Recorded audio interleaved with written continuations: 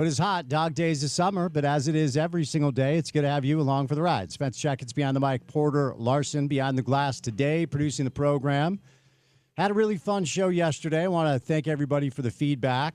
It was allocated to the life and legacy of Frank Layden, who left us last week at the age of 93. So we'll continue, over the next couple of weeks to have guests on who knew Frank, and we'll kind of intertwine them throughout the tapestry of the show. So we'll continue to kind of keep Frank in our hearts and minds, and we'll continue to reflect back on his memory. But today we'll kind of also move on to some regularly scheduled programming. It is summer radio. So home run derby last night, the first catcher and switch hitter in the history of Major League Baseball won the thing. The Midsummer Classic tonight in Atlanta. The AL has won 10 of the last 11 All-Star games. So we got a little Major League Baseball All-Star game going on today. RSL is back in action tomorrow there at Providence Park up in Portland, trying to continue the best streak so far of the season, where they're unbeaten in the last four, and they've taken 10 of 12 possible points. Speaking of the Major League Baseball All-Star game, we will have it on our radio station right after this program concludes at 6 o'clock Mountain Time tonight. Happy Tuesday to you as you're inching your way through your work week. Hope you're having a fantastic day, and I appreciate you making us a part of it. NBA Summer League. Whew, my goodness. Summer League, unfortunately, has adopted the approach of regular season NBA basketball, where most of the players that we would like to watch are not playing because of fake injuries. Yeah, I said it. It's so frustrating. But there are some bright spots for the Utah Jazz that we'll get into. The Jazz played the Spurs last night. They lost in overtime. But Kyle Filipowski has been awesome. And we're kind of waiting to see a little bit more from Ace Bailey and Walt Clayton Jr. We did see Dylan Harper, the number 2 overall pick last night. He had a really nice game-tying layup, but overall struggled. 5 of 16 from the floor. Tim McMahon, our very own Tim McMahon, reported today that the Utah Jazz are not looking to move on from Lauri Markkanen. Of course, Colin Sexton, in addition to Jordan Clarkson and John Collins, have been traded. They've been moved on to other teams, leading to speculation that maybe Lauri or even Walker could be on the move, but Tim McMahon is reporting that that is not the case. So we'll do some NBA offseason, some Jazz offseason, some Utah Jazz Summer League. We are inching closer and closer to fall camp in the world of college football. SEC Media Days rolling along. And a couple of interesting lists that we'll get into today. Bill Conley, one of my favorite college football writers from ESPN, released his list of the top 20 coaches in college football. Spoiler alert, Coach Witt is on it. Kalani is not. But we'll get to some of the local college football storylines. What's the quarterback situation of Brigham Young? What's the outlook for Utah football? We were at Big 12 Media Days in Dallas for a couple of days last week.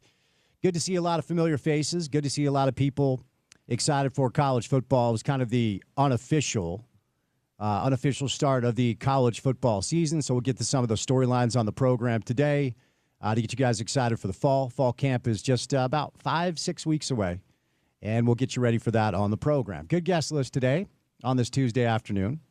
Grant Harrison will be our first guest. I want to give a shout-out to Smitty. Smitty was integral in making the show yesterday happen.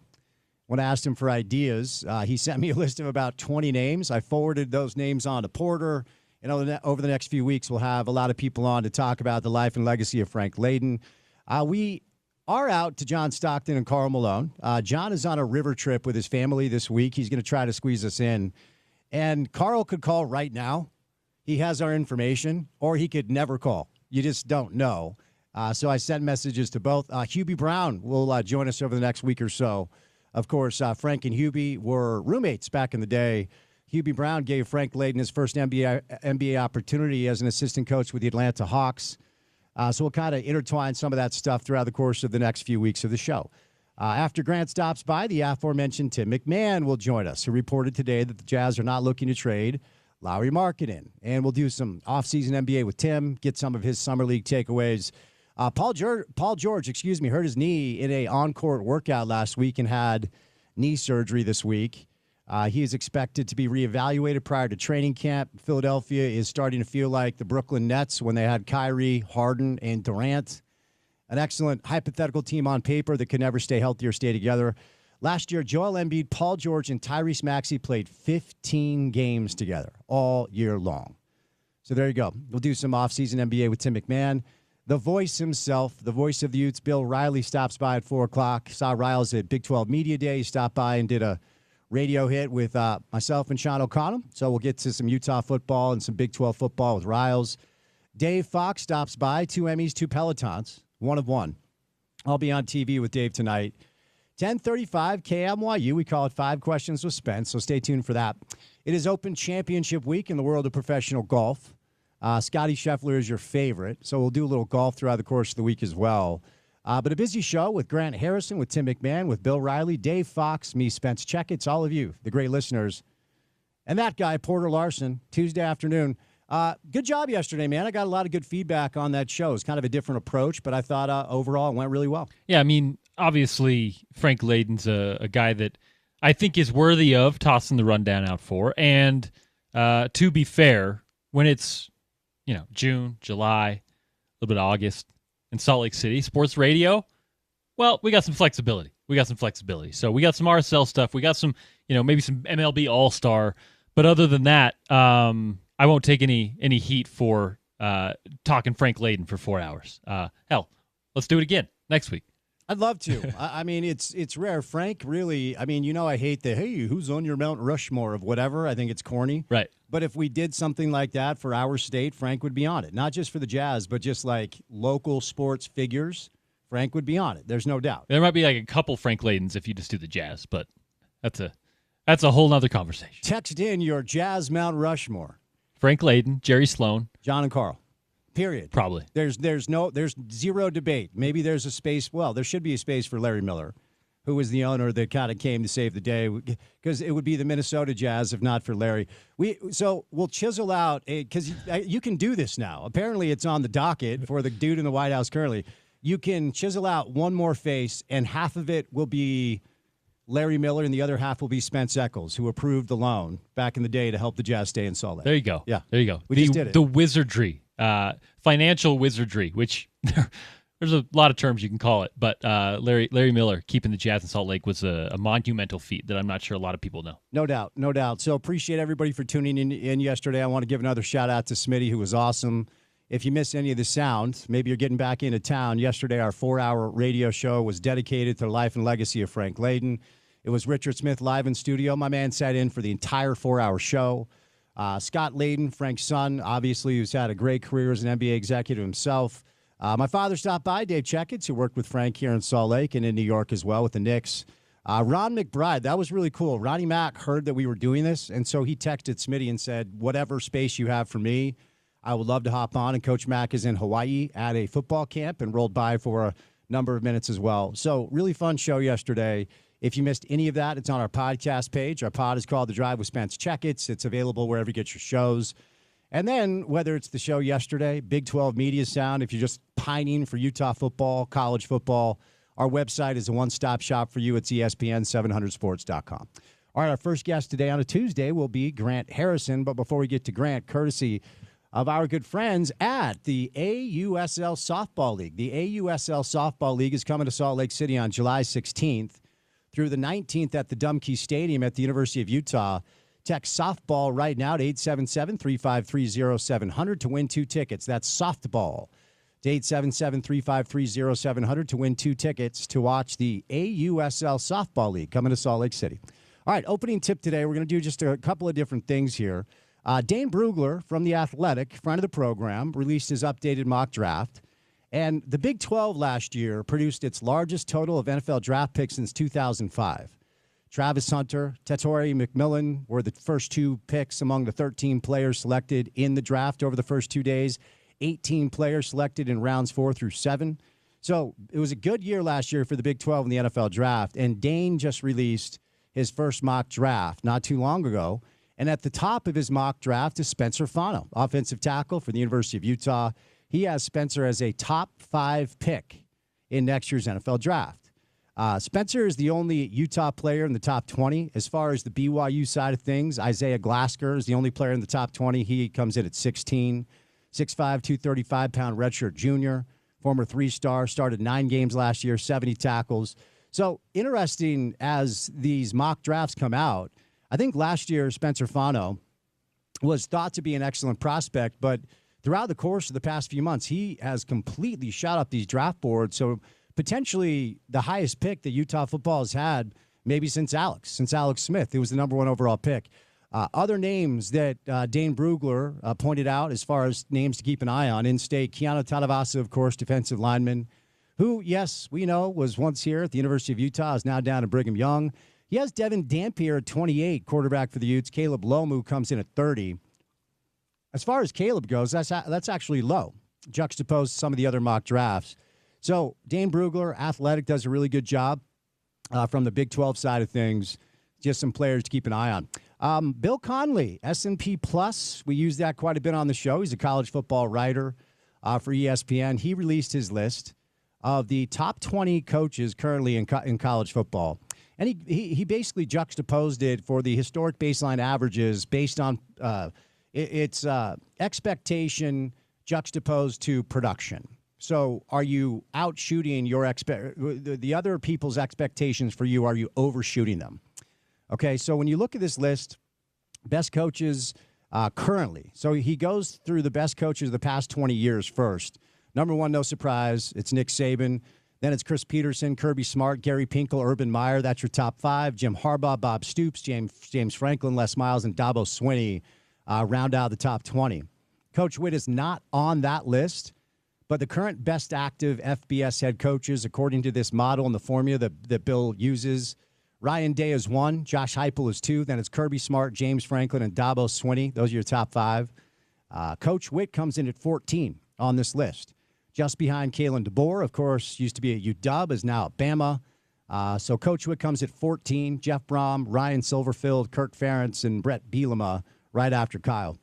So Bronco Mendenhall, by the way, comes in at number 24. No Kalani Sitake. I thought Kalani, based off the past couple of years, might crack the top 20, but he did not. So some interesting lists that I saw earlier today. Summertime radio, this is the time of year where Bleacher Report lists the top 100 players in NBA history, and ESPN releases the top 20 coaches in college football. And we could talk about NFL draft prospects, but you are inching closer and closer to the start of the college football season, as training camp will open in just a number of weeks.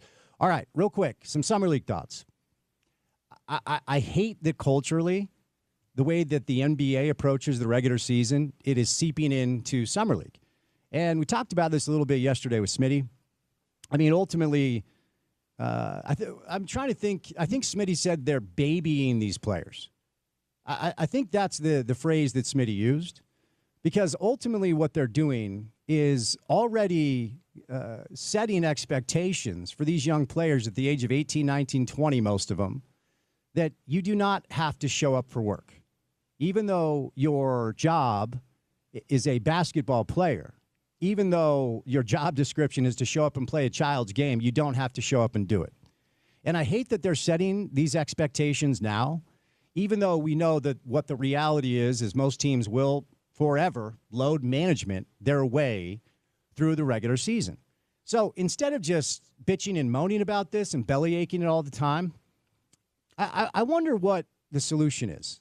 Because it's clear that the NBA on a cultural level doesn't give a rip. And I think the NBA has a real culture problem. And no, I'm not talking Clay Travis, go woke, go woke, go broke. I'm talking about employing employees that don't have to show up for work. And this is an entertainment product for those of us that enjoy watching it after all. And even in Summer League, if you tune in and there's no Cooper Flagg was shut down after 2 games. Dylan Harper didn't play to start his Summer League experience. He did play last night. Ace Bailey has been shut down. Walt Clayton Jr. has been shut down. And I understand all dynamics of this. And I also, every time I talk about this topic, I want to be very clear that I'm not cracking on these players. This is not Ace Bailey not wanting to play. This is not Walt Clayton Jr. not wanting to play. This is teams. And honestly, if we're being transparent about this, a lot of this is agent driven. They just simply want one thing, and that is keep their clients on ice until they can get to their second and third contracts when the generational wealth starts spilling in. Because the money is so big and stupid now, the generational wealth isn't just distributed to the athlete. it's also distributed to the agent and the agency. And this is how these agents become multi-millionaires. It's not off rookie contracts. It's off your second max contract, your third max contract. And if you have luck to stay healthy throughout the course of your NBA career and you're a really good player, you can get to your fourth, fifth, and sixth max contract like a Chris Paul or somebody like that. So I want to be clear. I'm not cracking on Ace, and I'm not cracking on Walt, not cracking on Cooper Flagg or any of these other young players that have been shut down. I'm cracking on the entire ecosystem because I think it's broken. I mean, really, what's the point? And yes, I'm not going to do a bunch of like, hey, Summer League is broke. Like, it's Summer League. What do we really learn from this stuff? Where you have young, new officials that are simply trying to learn how to officiate professional basketball to at some point maybe get a job in the pros. You have young coaches that are trying to catch the eyes of executives and owners and impress their head coaches. Most of them have never really been a head coach before, certainly not at this level. And then throughout the course of the experience, oftentimes you have players fighting for their lives, fighting for their employment, trying to get back into the NBA or trying for the first time to crack a rotation. Fun to see Gabe Madsen knock down a bunch of threes for the Golden State Warriors. You know, it was interesting throughout the course of the Utah basketball season. I often talked about Gabe's pro potential. I still feel like he's a European player, but he's a big-bodied kid that can really shoot it and doesn't need a lot of space, has a quick release. And a lot of the recaps that I've read about Gabe's performance with Golden State, they kind of point out that 32% from three mark for the Utes last year. It's not entirely fair. He didn't have a lot of help. He didn't have a lot of airspace, didn't have a lot of space to operate because he didn't have a lot of help on the perimeter as far as ball making, offense initiators, ball in hand offensive initiators on the perimeter. Gabe was oftentimes asked to try to fight through a bunch of screens as he was running baseline, and they would gap him, they would blitz him, he would have to face double teams and didn't have a lot of space. If Gabe Madsen gets into a system where they find a way to get him open, he could be a Sam Merrill type NBA player, and Sammy just signed a $38 million deal. So we'll see if Gabe gets an opportunity. I will say this on the Utah Jazz side of things.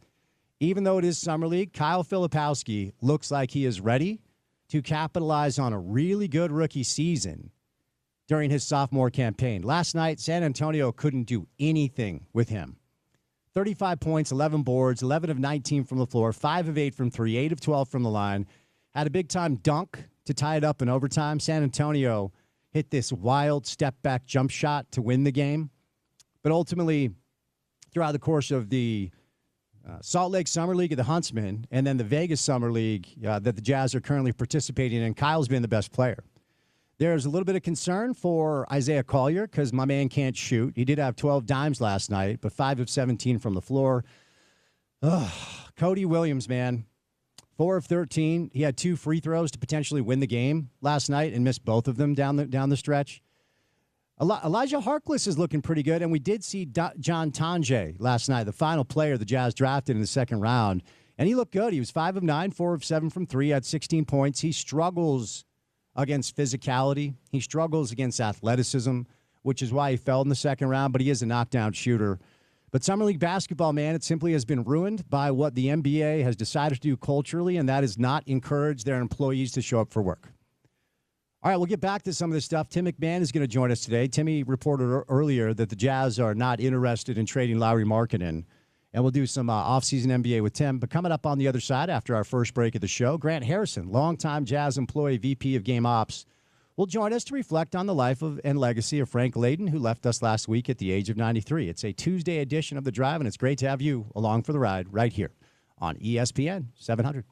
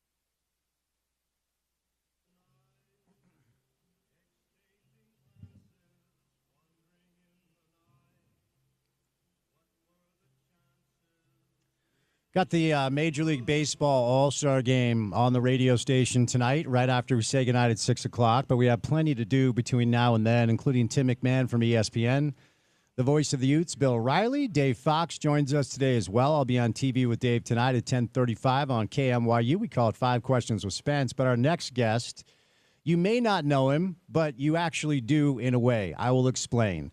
Grant Harrison is our first guest today, VP of Game Ops for the Jazz for, I don't know, Grant, 79 years. How are you, sir? Thank you for the time. I believe it was, just after I was born I started. It seems like it, but a lot closer to probably 40, 35, 36 years. I lost track after I hit 30. So what year did you start, and what year did you retire, Grant?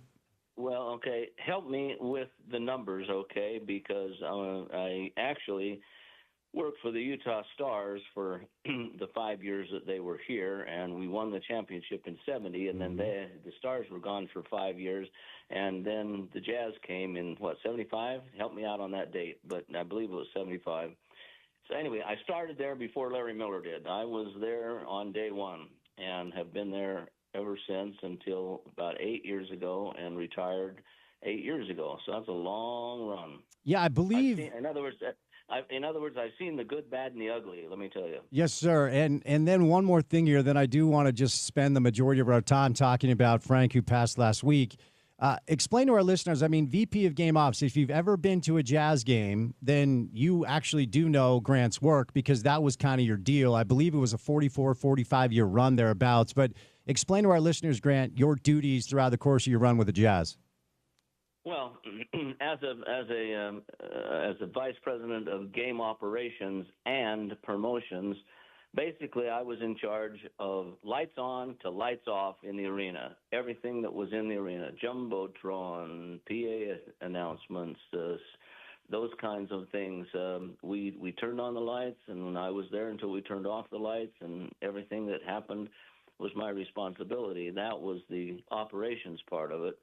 The promotions part of it was during that time the game was going on, and it was my responsibility to entertain the people as they sat there waiting for a halftime to be over or a timeout to be over or the game to start. We had to keep them entertained, whether that was playing music, whether having something on the floor. Halftime entertainment was always something that was a big deal for us.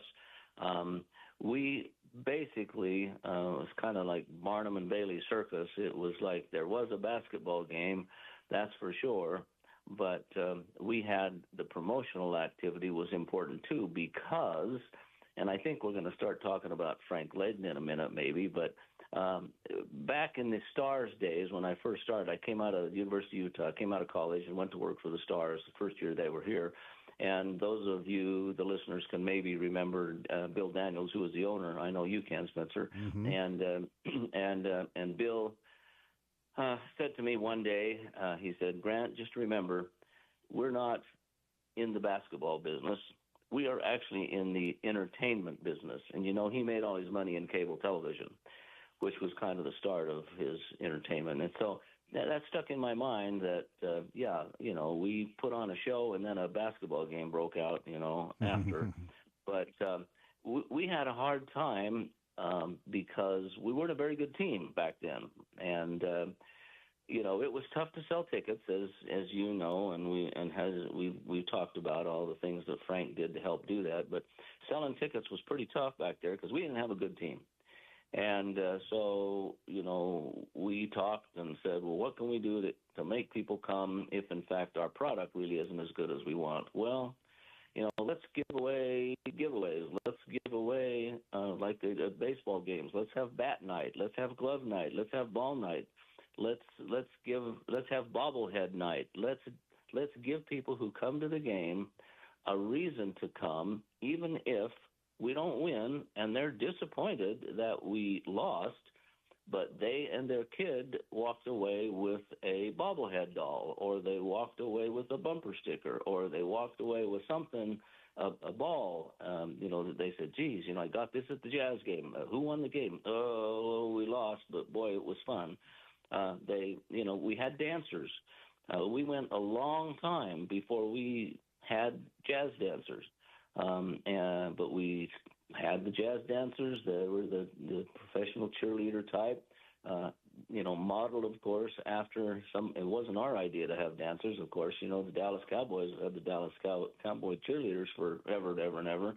And we modeled what we had at our place after them, and it was a very entertaining part of the event. The biggest entertainment that we provided was, of course, our famous Jazz Bear, and John Absey was the original Jazz Bear. And I remember sitting down with Frank talking about what we were going to do mascot wise, because a lot of teams in the league back then, it was absolutely not acceptable to kind of have fun and games during the game. Boston and New York kicked open the front door, and enough people fell through the door to watch the game. They didn't care. I mean, they had good teams. They weren't there to be entertained by a bunch of dancing girls and a mascot. They wanted to watch, basketball. We were kind of a hybrid between that as we started out. We were much more of an entertainment venue than we were a basketball team. That changed, of course. We all know that. And it changed for the most part because of who we're probably going to talk about in a minute. And Frank Layden had a big part of that. But we all had a big part in it, and that's kind of what I did, was provide extra entertainment so that people felt they were getting their value for the price of the tickets that kept going up and up and up and up. And I cringe at the fact that they are as high as they are today, but and that's the way it is today. Things cost a lot more money, but.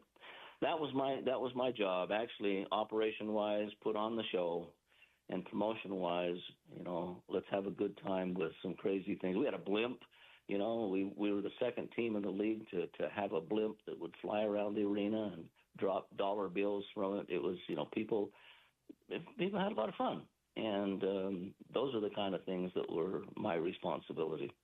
And certainly, Grant, I love the I love the way you phrased it, kind of a Barnum and Bailey circus. And if in this context, the role of P.T. Barnum might be played by Frank Layden in an interesting way, if you think about it, as the man who really was responsible for establishing a winning culture, the man who was really responsible for making sure the Jazz were viable and ultimately a winning organization. And it's interesting, Grant. And I think you'll provide some interesting context here. I think in today's day and age of the NBA, the coaches are so highly paid and they're basically celebrities in their own right that they might be insulated from somebody who does game ops, or they might be insulated from somebody who does promotions or somebody who does community relations. But Frank had his fingerprints on everything. So I wanted you to today kind of give us a little bit of context on what your relationship was like with Frank Layden, and just some thoughts as he passed last week on what he means to not just the Utah Jazz, but the state of Utah and the city of Salt Lake. Well, it's been said, of course, the last week or so since his passing, but it was said long before that, I was as close to it as anybody could be. But let me tell you, we would not have had professional basketball in the state of Utah had it not been for Frank Layden. I am convinced of that, and I think there are many people who would agree with that. He came along at the right time. Larry Miller, I always like to put it this way, Larry Miller saved the Jazz, but Frank Layden built it. And without the two of them, you and I would not be sitting here talking today about what we're talking about. There isn't enough adjectives, and you've heard them all, and we've heard them all, to put behind Frank's name. I mean, you can go right down the list and say father and husband and entertainer, promoter. Go on and on and on, and there isn't one adjective that you can come up with. You can't explain what Frank was to our organization. You said that a lot of the coaches nowadays that are making $8 million, Frank wasn't making $8 million. You know that. And he knew that. And he he wanted to give back to the people what he felt was really an important thing. Sports was very important to him. He was in it his whole life, of course, you know that, on a college level and then into the pros. But he wanted to give back. He didn't care how much money he made. He could have made literally hundreds of thousands of dollars in just speeches alone out on the circuit. You know, he could have done that. But you mentioned that maybe some of the coaches nowadays might not be as conducive to sitting down and talking to somebody like me, whose job it is to entertain when the basketball players aren't on the court. No, they don't even do it anymore. I mean, I'm not going to say that some of them don't, but I don't know any of them that do. Pat Riley isn't going to sit down with me and say, okay, what kind of an act can we have at halftime that'll be really fun? Well, I'm in talking to the team. What are you going to do to entertain the fans in the stands? You know, he's not going to do that. And you can go right down the list of coaches, and nobody's going to do that. I used to, and there was a lot of guys and gals that were involved with the Jazz early on. That was almost a perfect storm. If it hadn't been for Frank and his carefree way, fun way, entertaining way of deflecting the fact that we lost, the first 5 years we lost almost every game we played, but it stayed viable, and it stayed viable mainly because Frank would deflect a lot of that criticism over the fact that he was such an entertainer. And I think we put on a pretty dang good show for the fans and gave them, whether we gave them their complete money's worth or not, that depends on the person. But it sure was something that we felt we added to the mix rather than I couldn't win any basketball games, but that was Frank's job. Frank basically said, Grant, he said, your job is to entertain the fans while they're here. My job is to try and win some basketball games. He says, but we got to do both of them. One without the other probably doesn't work. Now, you can go back to the old days of the Boston Celtics and the New York Knicks. They could care less about somebody like me. They were just playing the pure game. But things have changed so much. And a lot of it had to do with the teams in the NFL, like the Dallas Cowboys and so forth, that became, the Showtime Lakers. I'm not professing that we were as good as the Showtime Lakers, but we modeled our activities after them. And of course, the NFL and the NBA, the big boys, all you got to do is look at a halftime show or whatever. It's all about entertainment. There's a game. It's not always a very good game, the Super Bowl, but the halftime show sure as heck is, or at least is supposed to be. And they've almost flipped the switch from, pure sport to entertainment. And we felt that we were kind of on the cutting edge of that way back when the Jazz first started out, and we hope that fans appreciate that and appreciate the fact that Frank, he would be more than willing to do whatever I or my staff came up with. They didn't do, not everything I came up with worked, that's for dang sure, but Frank was willing to try it. I don't think there was another coach in the league, even back then, that would sit in on our promotion meetings. We would have a promotion meeting, of course, once a week, maybe twice a week if there was that many games, where we would sit down and say, okay, well, Boston Celtics are coming in. What are we going to do? What are we going to give away? What are we going to, who's going to sing the national anthem? What's our halftime show? What can we do that's entertaining? Frank would attend those meetings, and Frank would have input that was invaluable. And we would look at each other and say, did he say he was willing to, put on a turkey suit at Thanksgiving and run out on the floor? And we looked at each other and said, are you kidding me?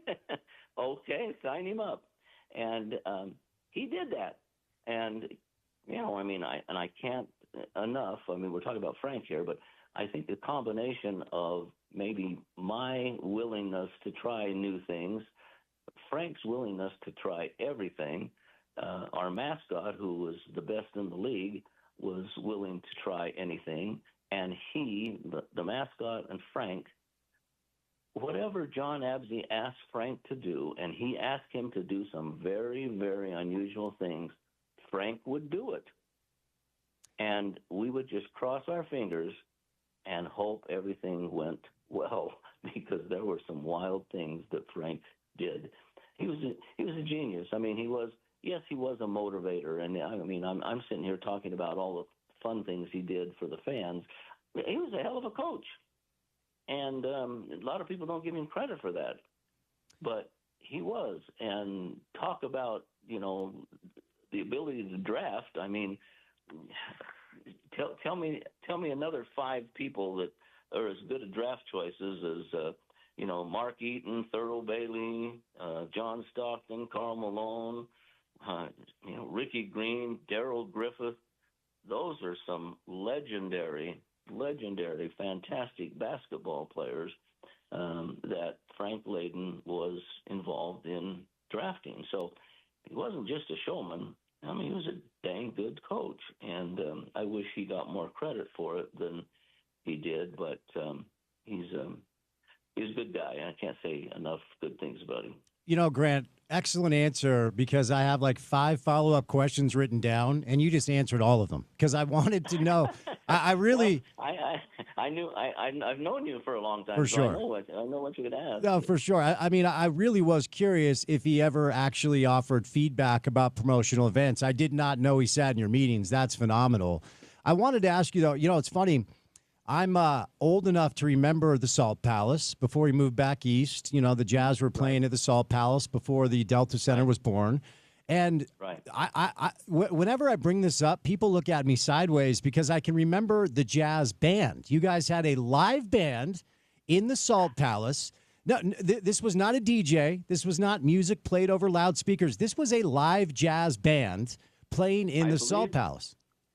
I believe, and I'm pretty darn sure I'm correct, that we were the very first NBA team to incorporate live music. It was a takeoff from the college atmosphere. Okay, yeah. Mm-hmm. I mean, Frank wanted, you know, his idea was, not mine. His idea was, you know, let's make this like a college atmosphere. You know, I mean, we don't have the greatest team in the world, but by darn, we're going to have the most fantastic fans in the world. And so we got a band. Dave Evanoff may be a name that you remember, but maybe other people don't. Was a really good, good guy as far as music goes. He knew a lot of stuff. He ran the jazz band up at the University of Utah. We hired him to put together a jazz band. We put them down right behind the basket, just a few rows up from the court. So the teams, plural, heard them. And, of course, some of the fans right there weren't terribly happy that they were right there, but they made a lot of noise. And, you go to a soccer game today, and that's all you hear is drums banging and horns blowing, and they're into the same old entertainment gig that we were in back then. But, we did. We had live entertainment. I don't think it exists now. They've gone to the DJs and recorded music. But the old jazz band, that was, that was something new and different, and it made lots of noise, and it made it very difficult for the team and the coaches, plural, to get across their message at quarter breaks. But that's when I said to the band, it's time for you, play. And so, I'm sure Pat Roddy would have said, get those damn guys off the floor, and I don't want to see them again, because he couldn't do what he wanted to do. Frank was not. Frank was, I'll live with it, because it was serving a purpose. But yes, I'm surprised. I actually, as I was thinking of things to say, the jazz band just slipped my mind. I'm glad you brought that up because that's a very unusual part of what we did way back when. It was just so unique. It was such a unique approach. And as we moved and I experienced other NBA venues, I didn't see it one other time. I've got to ask you the backstory. So when I was prepping for the show yesterday, I went and looked at a bunch of video, and there's a very famous video of Frank as he was kissed by Morgana, who was this famous lady. For our younger listeners, you can YouTube it, you can look it up. Morgana was this famous lady who would run onto the courts with a shirt that didn't leave a lot to the imagination. And she ran across the court, and she kissed Frank on the cheek, and he fell to the floor with his arms spread out. Do you remember the origin story of how that came about? Oh, yes, I do. Again, we were always looking for – we were one of the first teams also, matter of fact, to bring in the famous chicken, the San Diego chicken. I remember that, yeah. Okay, now, the chicken was not my invention. The chicken was in San Diego. I don't know what the team was back then. It was baseball, I believe, but this escapes me after 35 years. But we actually and so he was kind of their mascot, but he was the famous chicken. And he'd always get on TV because he would harass the visiting team when they were trying to shoot foul shots. And, you know, he was just a menace to the visiting team, and the fans loved him. Well, I called him up and said, hey, look, we want you to come to one of our games. And nice guy. He decided, and he actually came to maybe 3 or 4 of our games and put on his shtick, you know. And so we were always looking for that extra funny thing. Well, I don't know where I saw it. Obviously, I saw it on television or heard about it in the baseball because Morgana, started in baseball. It wasn't basketball she started in, but she would show up in venues and, you know, kind of making a spectacle of herself. As you mentioned, she wasn't wearing a whole lot, and she was very well endowed. Nice lady, just super nice to work with. She got it, that it was all about entertainment. And I got her on the phone. I can't even remember how I found her. And I got her on the phone and told her what we were going to do. And she says, with the coach? And I said, well, I don't really know anybody else that we could let you work your magic on. I don't think Mrs. Miller would be happy if we did something with Larry Miller on a deal like that. So she said she would do it. I said, great, this is when we're going to do it. I'll choreograph it to one of the timeouts. It's got to be at the right time. You know, I didn't want to do it when, you know, we were behind by 1 with 3 seconds left in the quarter and then, you know, really put Frank in a spot. And then I'd do it when, you know, maybe we were up a little bit and Frank wasn't so stressed. And I went to Frank and told him about it. He, of course, had seen her on a broadcast for baseball because, you know, he's a super baseball fan. And so he said, I'll do it. Not a problem. And I said, well, I'm not going to choreograph what you do. You do what you want. Give her a hug, give her a kiss, run around, whatever. You know, it's obviously ad-lib it, Frank. That's, you know, that's what he loves to hear, ad-lib it. And so we choreographed it. We did it. And you see that clip today on television. It still comes up that it was such a funny thing because she came running across. Frank kind of knew she was coming.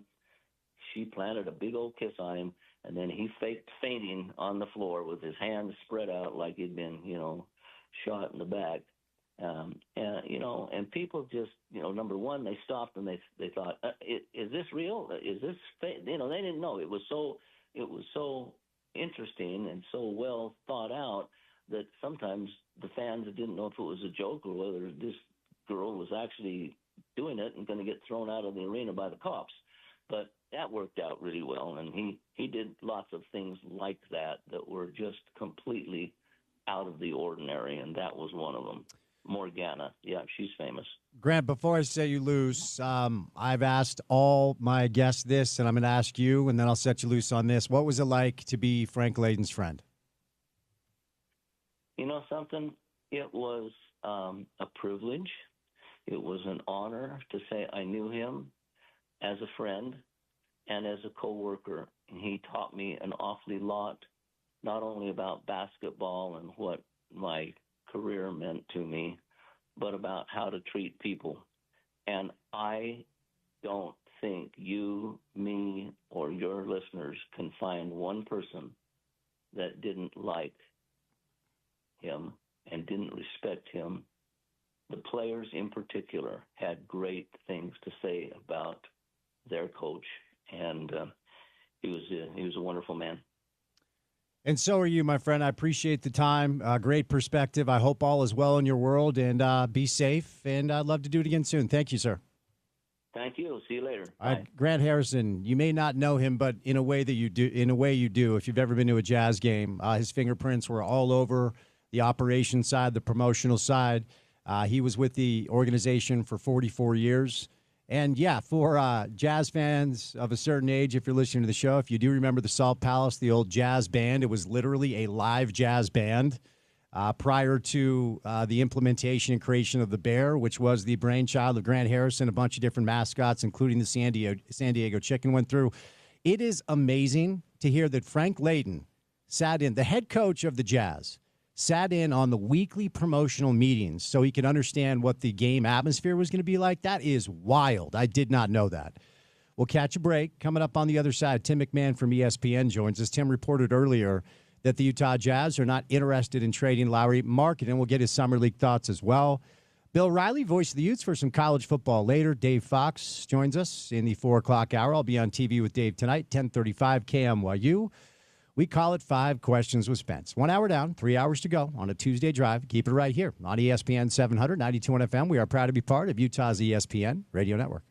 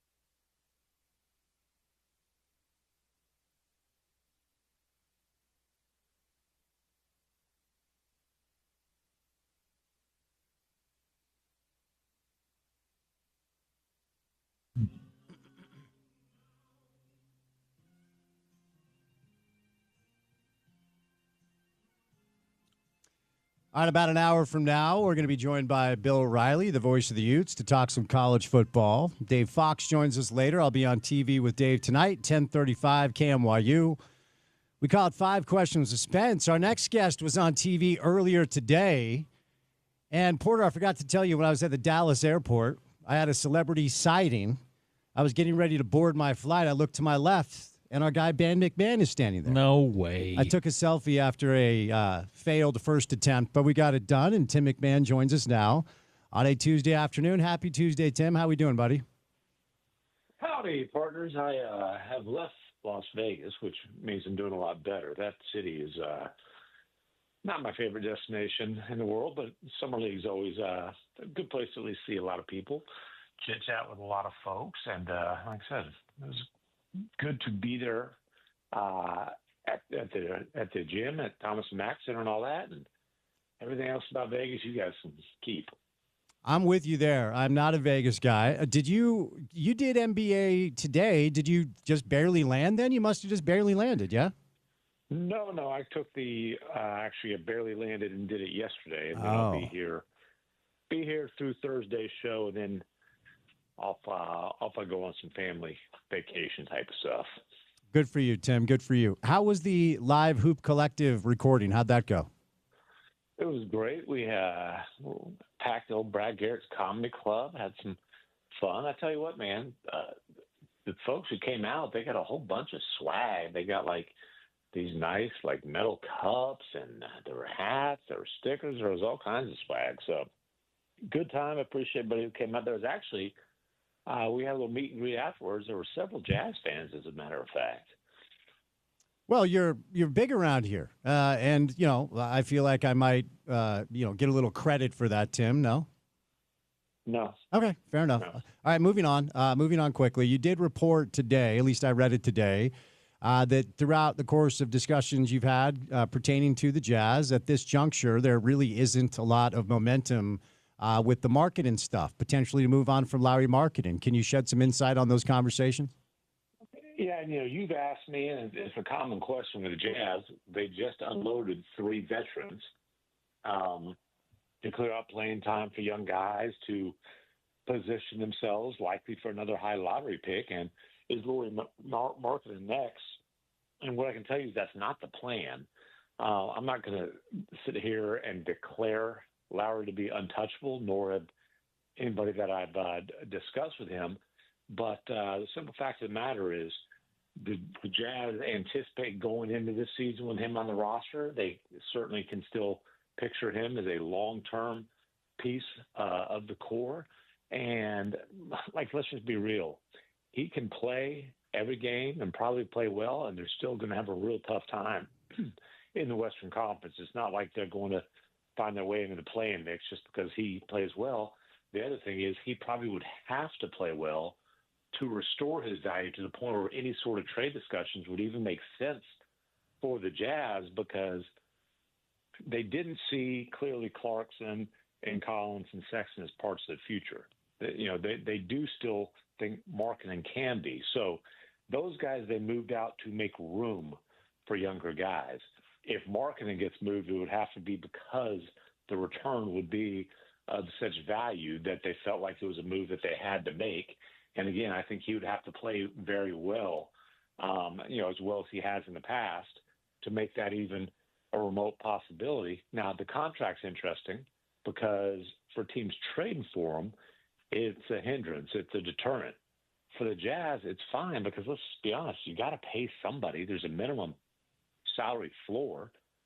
It's basically him, Nurkic, and a whole bunch of rookie deals. And so carrying that contract on the Jazz books is no problem whatsoever. Yeah, and he's also awesome. I wonder, though, so he's 28. His birthday's in May, so he'll be 28 throughout the majority of next season, turn 29 as we turn our calendars to spring. So if we do a little math here, Tim, based off of what the typical, the best portion, the prime of an NBA player's career, Lowry is right in the middle of it. And actually maybe a couple of years left in what would be considered a prime portion of Lowry Markkanen's career. Is it realistic to expect the Jazz could actually build something that looks very competitive while Lowry is still very good? I would say it is optimistic to expect that. And I think that they've got to play this year out to get a better feel for whether that kind of optimism is merited. And that's going to be based in large part on, hey, like, do these young guys show something this year? Are there signs that you've got at the foundation pieces already on the roster aside from Markin and Walker Kessler? And then obviously the other thing is, what kind of lottery luck do they get? But again, I'm not sitting here declaring that Larry Markkinen is in Utah to stay. I'm just saying there's not any sort of movement or desire to ship him out right now to continue what's obviously been a youth movement. I wonder, based off of conversations you've had, I mean, ultimately, of course, you're the guy to ask this because you have good relationships with this front office. And I'm not saying that Austin Ainge views marketing differently than his dad, Danny, or Justin Zanuck, but it felt like for a minute there was maybe some momentum in the direction of, trying to maybe move this thing forward in a way that they're no longer trying to do under Austin Ainge as the primary decision maker. Have you been able to ascertain whether or not there is a different directional ethos with Austin in charge juxtaposed to his dad and Justin Zanuck before the hiring? I would say that the clear thing here is that they decided that their lottery odds were going to be based on young players being put in real situations where they had a chance to develop, as opposed to tinkering with the injury report and the rotation and those sort of things. As far outside of that, as far as like massive shifts in the philosophy of the front office, I don't know about that. But as far as I think there's a very clear-eyed view of just how much work there is to be done here. Somebody said to me, kind of telling a lot of truth and jest, they said, "Hey, we're just a couple pieces away. It's just a number one and a number two." And obviously it was a joke, but the point is, like, I don't think anybody there says, "Hey, Lowry's a superstar, this is an MVP candidate," but they think he's a very good player who could be a major piece of a good team. There's just a ton of work to be done for the Jazz to be in a position to be a good team. Yeah, and one of the reasons I asked the question is Jordan Clarkson, John Collins, Colin Sexton all traded. And I wonder if, and I'm just thinking out loud here, I wonder if Austin was just like, look, we are just going to move them even if we can't get what we perceive to be fair value. Because ultimately, I have no idea what was offered for any of these three when it was Zanuck and Danny Ainge as opposed to Austin Ainge. But there's an argument to be made that they just kind of went, all right, like obviously it was a buyout with Clarkson, and they didn't get a ton of value for either Collins or Sexton. Or do you think as a group they were just like, we just got to move them no matter what the return is? Yeah, no, it was clear. That was clear. They went from, hey, we've got to get value for these guys if we're going to trade them, to we've got to just, clear these guys off the roster, play the young guys. And, nobody has used this term, but I will say tank organically, right? Tank because you're just not good enough to compete playing a bunch of guys who are in their first, second, or third years in the league. But they didn't get value. I mean, they came out even on second-round picks, right? They gave one up in the Sexton deal, which honestly I'm still kind of scratching my head about. And then they got one in the Collins deal. I think the most valuable thing that they got in all that roster shuffling, aside from clearing the decks minutes-wise, is the trade exception, which we'll see. They've got a year to use that. Obviously, you can use it in a lot of different ways. That trade exception, maybe that is something that eventually is used to bring a core type of player on board. But aside from that, no, these guys were just moved off the roster. They weren't traded for major returns, obviously. So when it comes to the summer league stuff, what is the buzz, or maybe that's the wrong way to put it, the conversation surrounding the load management being moved from the regular season to summer league? Like it's, every night you get home and you're like, all right, I'm going to check out some summer league. And then boom, there's no Cooper Flagg. There's no Ace Bailey. Dylan Harper played last night, but he didn't play to start. Like, What are the conversations around the league concerning the decision making of teams to sit the players that everybody wants to watch play? Yeah, and look, the sitting like the top overall pick after a couple games has become a pretty common thing. It's certainly the trend. Ace Bailey's got a banged up hip. I don't think you're not gonna push guys to play through injuries during summer league. I don't think it was like some sort of plan that he just plays a couple games and then it gets shut down.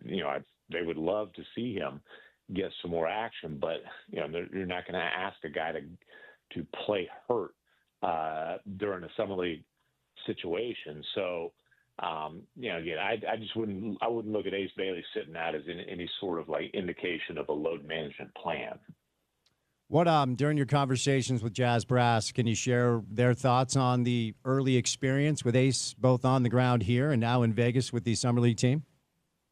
I mean, since Ace reported to Utah, they have been pleased with his approach. They've been pleased with his work ethic. They've found him to be a coachable kid, somebody who is willing to listen, who is eager to work, who has been a good teammate. Look, the 48 hours from the time he was drafted until, the time he agreed to come to Utah, I don't think were great. I think it was a shame that the kid kind of entered the league with that sort of situation that at least temporarily smudged his reputation. But ultimately, he got to Utah. He's gotten to work, and he's an 18-year-old kid who, if you want to put a positive spin on it, he's an 18-year-old kid who has a track record of listening to the adults who are in his ear. The adults that are in his ear moving forward are going to be guys like Will Hardy. You hope those are the people that he's listening to. For sure. Now, over to Walt Clayton Jr. And, look, I think there are some things to like about Isaiah, but his summer league experience so far looks very much like his regular season experience here in Salt Lake last year. He had 12 dimes last night. He just cannot hit the broadside of a barn. Yeah. Give me your thought. And Walt's older than Isaiah, and he feels, Tim, just more well-rounded to me, even though he's going to be a rookie. How do you think the point guard battle is going to play out? I think it's an open battle. You nailed it with Collier. And point guard is a hard position to play in the NBA if you can't shoot in the year 2025. If they can go under every screen, if they don't have to respect your jump shot, man, as well as you can do other things, it's really tough. It's a glaring weakness. I think Walt Clayton's going to have an opportunity to compete for not just minutes, but maybe even a starting role immediately. I mean, there's a reason that they gave up what they did just to move up a few spots and get him. They really liked him. They like everything they've seen from him. As you said, he is a guy with experience. He's a guy with championship experience in college, and it wouldn't shock me at all if he ends up being the Jazz's starting point guard next season. Any insight on, and I've got a little here just talking to some people down at the organization, and I feel like they're very split on Keontae and his future, not just with the Jazz, but in the NBA. Mm-hmm. And there are certainly things about his individual offensive game that stand out in a very positive way. But any insight on how the Jazz view this year for Keontae and then the future of him, both with the organization and as a pro? I mean, clearly it's a critical year for him, especially when it comes to the future of the organization. After this year, they're going to have a decision to make in terms of whether they want to try to get an extension done with him. He's got to show that there is a consistent commitment to competing on the defensive end. If he doesn't do that, he's going to end up probably in the doghouse. That's just the simple fact of the matter. Will Hardy, while they're rebuilding, is trying to make sure that there are, basic minimum requirements, and competing on the defensive end is obviously one of those. That's an area that he has not, met the standard way too often during his career. And then, offensively, there's no question he's talented. I don't think that he has given indications that he is a point guard in the league. I think he's probably more of a bench bucket getter type of guy, optimistically a Jordan Clarkson type, a Lou Williams type, one of those type of guys. But again, there's been flashes there, but there's not been consistency at that end either. So critical year for him. Any insight on the progress of Taylor Hendricks, who continues to be kind of this unknown commodity based off the injury last year, and a lot of hope because a lot of the young players have not popped the way we were hoping, but Taylor's just kind of the guy that people are waiting to see. Do you have any insight on his recovery process? I don't want to put out inaccurate information. I'm not 100% certain. But I believe that all signs are that he's going to be cleared for training camp. Again, though, I want to be careful with what I say there. You're asking me obviously live, and I'd rather double check that before declaring anything that is firm. Fair enough. Let's move over to Cody, who had a couple of decent games, did not look good last night. The body still needs to come along. He still needs to get stronger. He had a couple of free throws to basically win the game last night. He missed both of them. And, one of the top 10 picks on the roster, along with Taylor, and obviously Ace is a top 10 pick now. I'll ask you the same question that I asked about Keontae. What's the organizational belief in what Cody could be year two? So I've actually talked a lot more to, scouts from other teams about Cody Williams than I have people with the Jazz. So I will answer your question indirectly by saying, telling you what I think the perception is around the league is. And the way I would put it is he's a concept of a player right now. You see the potential. You see, okay, hey, 6'9", great length, fluid athleticism. What has he actually shown you other than measurables and athleticism? The handle's a struggle. The shot's not quite there. He's not as impactful defensively as you would want him to be. And you're kind of, this is a lottery pick playing summer league after his rookie year. You want those guys to be pretty consistently, if not dominant, at least forces in that environment. And it's, we're kind of waiting for the signs to appear that he's on the right path. It doesn't mean it's not going to happen, but I'm not going to sit here and tell you that people around the league are looking at him as a guy who is declaring that he's going to be an impact player anytime soon. There is one bright spot for the summer league team. It's been Filipowski, who was awesome last night and really has been awesome all summer league long. Year two, Kyle Filipowski. And, to be fair to the front office, if we're going to talk about Taylor as an incomplete and Cody not popping, they may have hit the jackpot as far as the value goes with where they drafted Kyle Filipowski. You got Markkanen, you got Kessler, you got Ace, you have Taylor. But based off of what you've seen from Kyle, where do you think he fits year two with the Jazz? Yeah, and Filipowski is absolutely having the kind of summer that you want a guy to have going into his second season in the NBA. I mean, he has been dominant. And look, man, one reason it made sense to move John Collins and not get much in return is because you want to see Filipowski play. And you want Filipowski to have minutes in a role that are his. And, I think the big question on him, is he a 4? Is he a 5? He's going to get the chance to prove this year that he's an NBA power forward. You've seen the face-up game. You've seen him shoot the ball a little bit. You've seen him be able to put it on the floor. And at 5, can he anchor a defense? Obviously, there's a lot of doubts there, but he's going to play significant minutes for the Jazz this season at power forward and have a chance to prove that that's his home in the NBA. I hesitate to even ask this because it feels like, hey, it's July and we need to force our way to talk about LeBron all the time. But is any of this trade stuff real? Like, I've seen odds that the Mavs are in on it. Is any of this real with LeBron and the Lakers? My anticipation, and I've been wrong before, but my anticipation is LeBron will be at the Lakers training camp.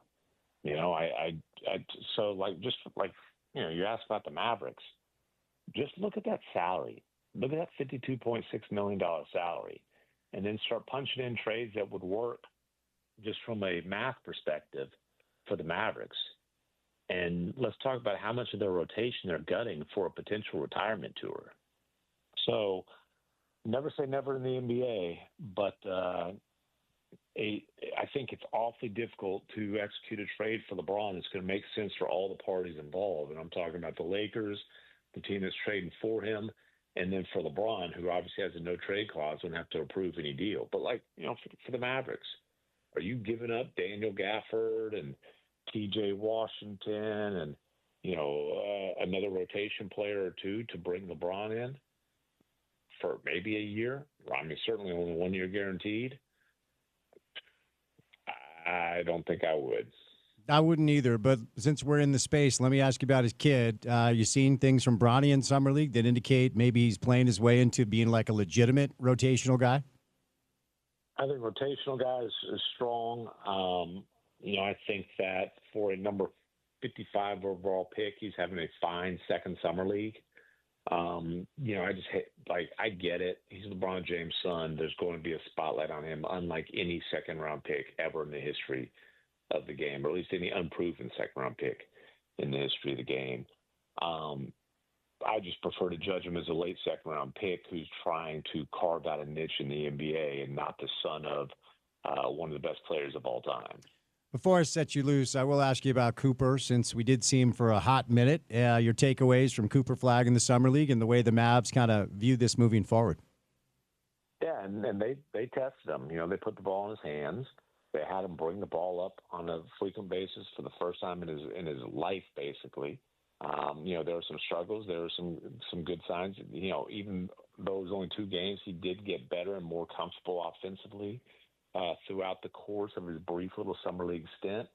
I don't know. I don't know if he's going to be like an effective primary option in the half court as an 18-year-old or even as a 23 or 24-year-old. If the Mavericks have relative health luck, he won't have to be.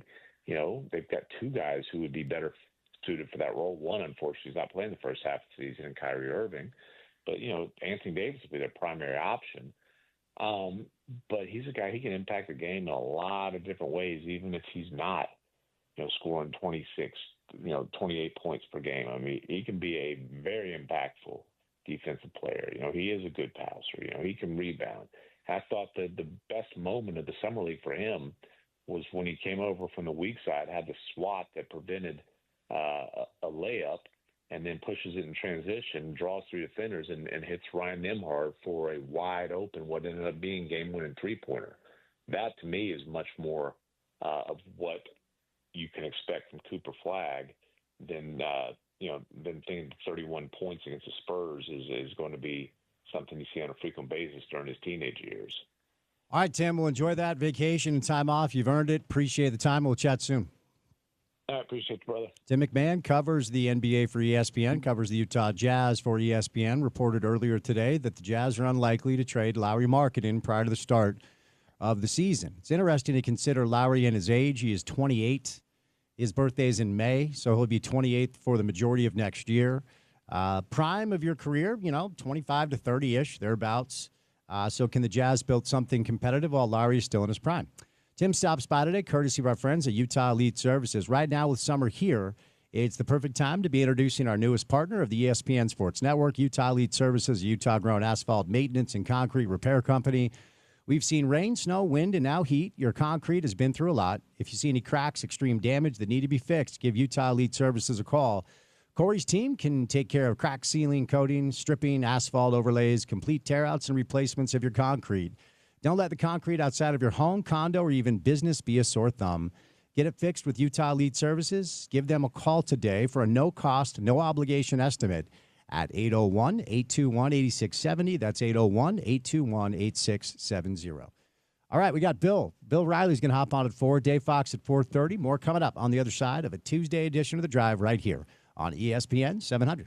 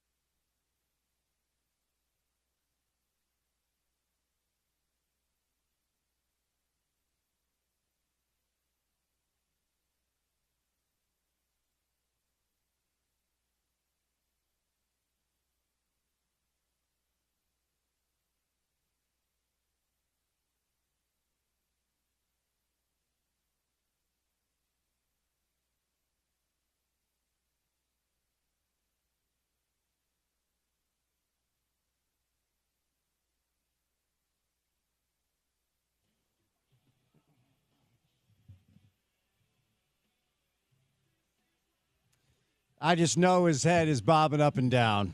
I just know he's enjoying this bump. We got Bill Riley on the show coming up after 4 o'clock. Dave Fox stops by. I'll be on TV with Dave tonight at 10:35 KMYU. But whether it's Limp Bizkit or Papa Roach, you know it's time for Trey Fitzgerald.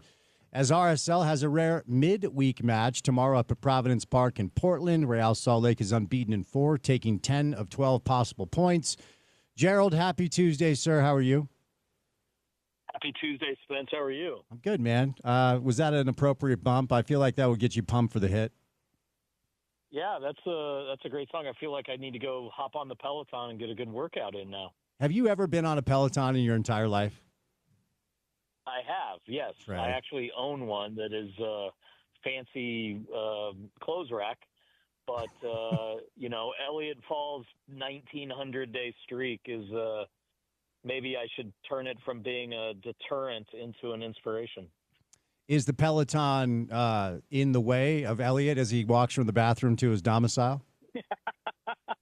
No, not that I'm aware of. Okay, fair enough, fair enough. All right, buddy. Well, look, this season, as I always say, is the very definition of a marathon, not a sprint. And I've seen some of our best teams get off to horrible starts and some of our worst teams get off to great starts. So it got late early, which applied a ton of pressure to the group, but the group has responded. What do you most attribute this 4-match unbeaten streak to? I think it's a number of things. I think it's cohesion. I think it's a lot of young and new players understanding the roles that Pablo and other technical staff members are asking of them. And while the schedule is going to get more difficult now with Portland tomorrow night on the road, Cincinnati coming in, and then even San Jose, although they've slipped a little bit since their red-hot early season form. We get Diego Luna back, we get Emeka Anelli back, and then presumably we'll have some new players come in during the transfer window as well. So it's all there for the taking. The guys just have to keep rising to the occasion as they did at home each of the last 2 weeks against St. Louis and Portland. St. Louis and Houston, excuse me. Oh, good. Diogo looks more comfortable. He's been able to score and also been able to provide some service. And there have been moments where he has been dangerous, even if the stat sheet doesn't show it. And whether it's Kurt or Jason or Pablo or you, anyone who joins the show does talk about the quality that they see during training that we haven't seen consistently enough during matches. What are you seeing from him? And is it just a matter of time and, the ability to be more comfortable kind of in his space? Yeah. And, we talked early in the season and I think it was maybe mocked when Pablo said this, and I repeated it, but it seemed like early in the season, maybe Diogo was seeing the game at 2 or 3 steps ahead of where his teammates were seeing them. So I think lately, as we've seen Gozo rise up, as you've seen a veteran like Johnny Russell, who literally there's nothing he probably hasn't seen on a field, and even a William Agata who's settled in. I think just having a little more confidence and cohesion in those guys has helped Diogo, and now he gets Diego back, which means that's going to give him a little more time and space on the ball. They'll help each other because, when they're both humming on all cylinders, opposing defenses can't suffocate one or the other, and it just creates space for everybody else. So, I think it's probably hard for all of us. We had such high expectations for Diogo as a DP, as a guy that's played 35 Champions League games. It took him maybe some time to settle in as well, and a rotating cast of characters around him. But what we've seen from him over the last month is certainly very, very encouraging. So let's talk Diego now. He has been named to the All-Star Skills Challenge, which is a really exciting thing for him. So I want you to kind of give us an idea of what that's going to look like, but also from a macro standpoint, now that he's back on the ground after his Gold Cup experience, what sort of presence does he have with the group, and what are you expecting the rest of the way? Yeah, that's a great question, Spence. Pablo Mastroeni has been asked this question on each of our last 2 Apple production calls. Tomorrow's game is going to get called by our good buddies Max Brados and Brian Dunseth. And when Pablo was asked that today by those guys, he said Diego left on May 31st after a very disappointing road loss at LA as a boy, and he came back from 45 days with the national team as a man. And Diego's come back. He apparently shared with the team in a video session yesterday just how proud he was at how they've all raised their level during the time he was gone. And, you know, the team really feels like it's got some positive momentum going forward. I know, you know, Pablo's had multiple conversations with Diego about how to kind of reintegrate yourself after being off with the national team, and where that level, that intensity, that speed of play and thought is just absolutely buzzing. And so, you know, I think Pablo told Diego, look, when you come back into our group, you can either utilize that and raise everybody else's level, or you can be frustrated that maybe some of them aren't what you were getting from Malik Tillman or some of the other Patrick Aubameyang, you know, some of the other national team guys. And what Diego's come back in, he's been so positive and encouraging. And honestly, I think he was super excited to be back in front of the home fans Saturday. So it's been nothing but positive. I think as a young guy and now being an icon in this league, I mean, he and Messi are the two Apple ambassadors that are everywhere at all the MLS promotional materials, all the all-star promotional materials. You know, he can be overwhelmed at times with all the things that are being asked of him, but he also realizes this is everything he's ever wanted. He's handling it like a professional, like a champion, and we're excited for good things to happen to him. And I know he wanted to be part of the skills challenge again this year. He did tell the league, hey, I really want to take part in the shooting competition, which he didn't get to do last year. Last year, I think he was in a passing competition and kind of a serve and volley thing that's pretty cool too. But this year he's getting to add the shooting exhibition. And I don't know how you feel, Spence, about some of these all-star festivities that surround the game. You know, we all used to love the dunk contest, and I love the three-point contest still. But I'm excited to see Diego and some of the other guys do the crossbar challenge and the shooting challenge and some of these things that are, I guess, kind of made for TV more than anything else. I'm sorry. Did you say icon? I did say icon. So Diego next to Messi, is that an accurate description? And I love the kid. Does icon feel a little aggressive, Trey? It might be a tad premature, but, you know, he's the guy that has instilled and reindoctrinated pride and passion into the U.S. men's national team badge. And clearly he's the leader, and he's been carrying the weight and the role and responsibility he has for this team. So Major League Soccer and Apple have kind of tapped him as being the future, if not the present, alongside Lionel Messi and Denis Bouanga from LAFC. So that's pretty rarefied air and pretty good company for him. How long has he been playing in MLS?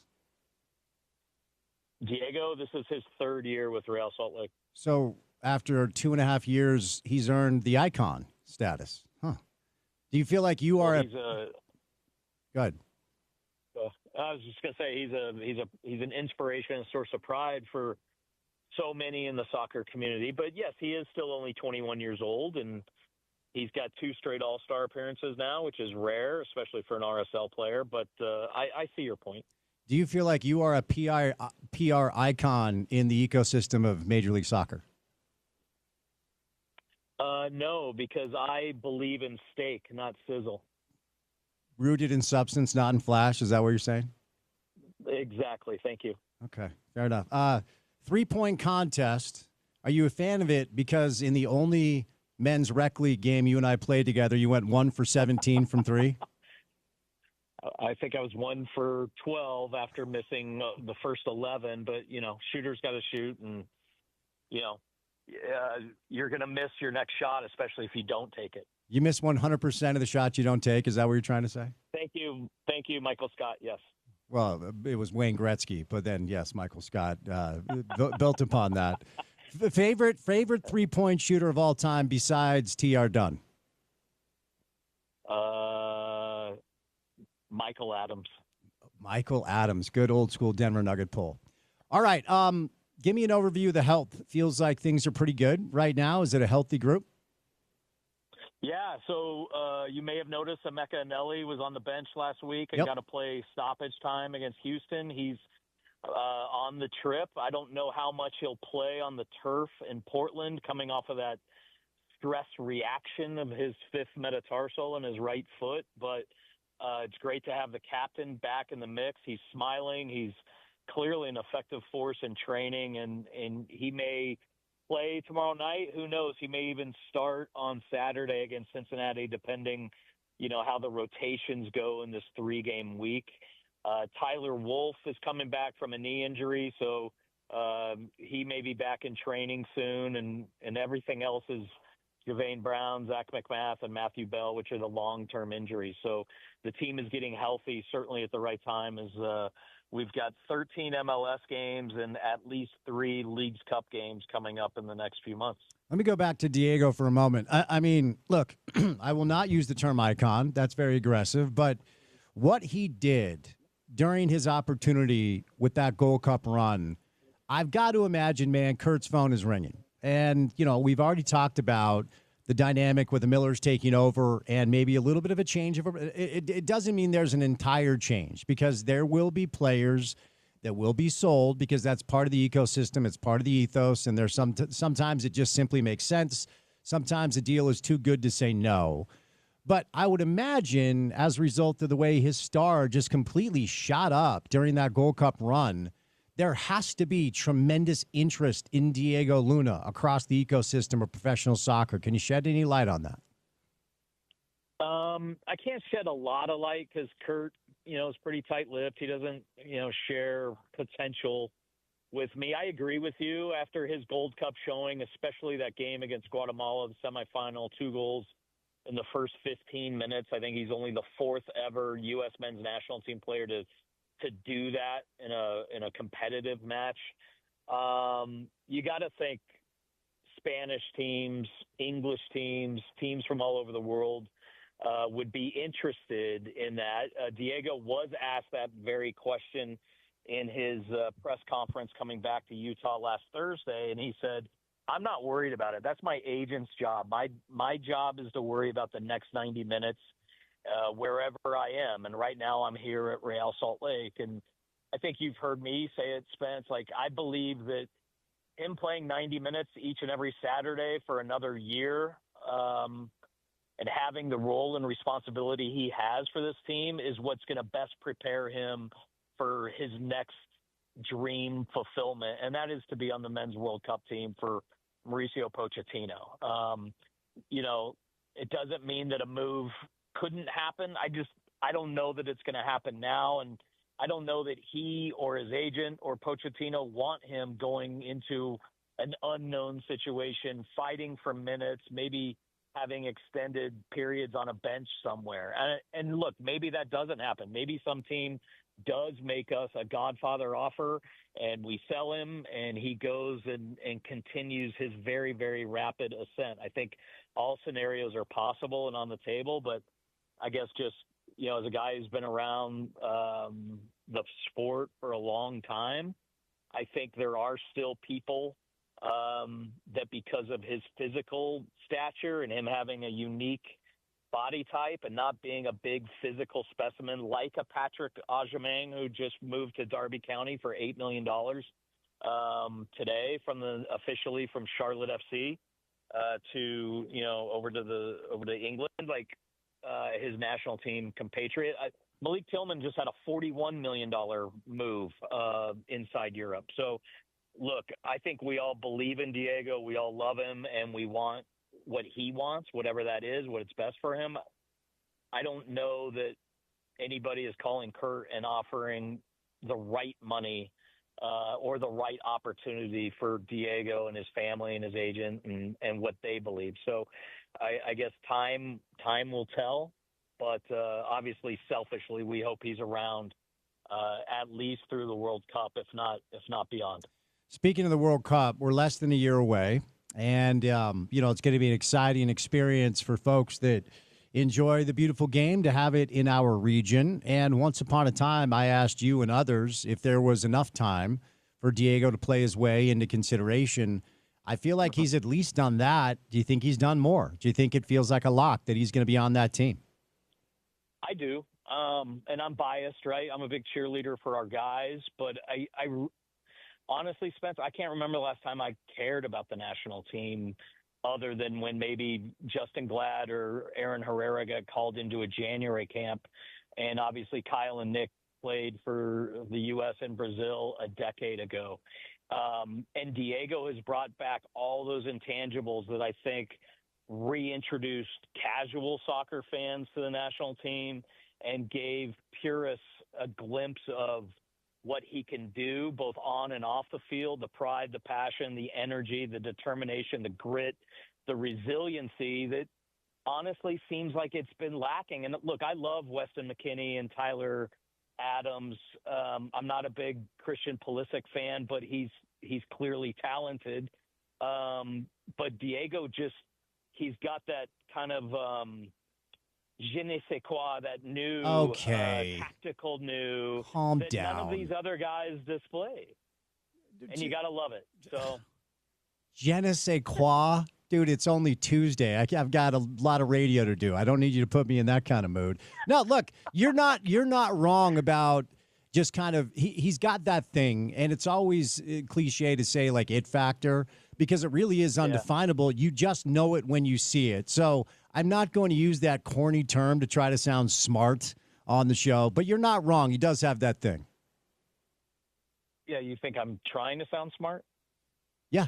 That's exactly what you're trying to do. I mean, I'm just waiting. Maybe I'm just sounding smart. Well, I'm just glad you haven't used Byzantine or compendium yet, and we landed on je ne sais quoi.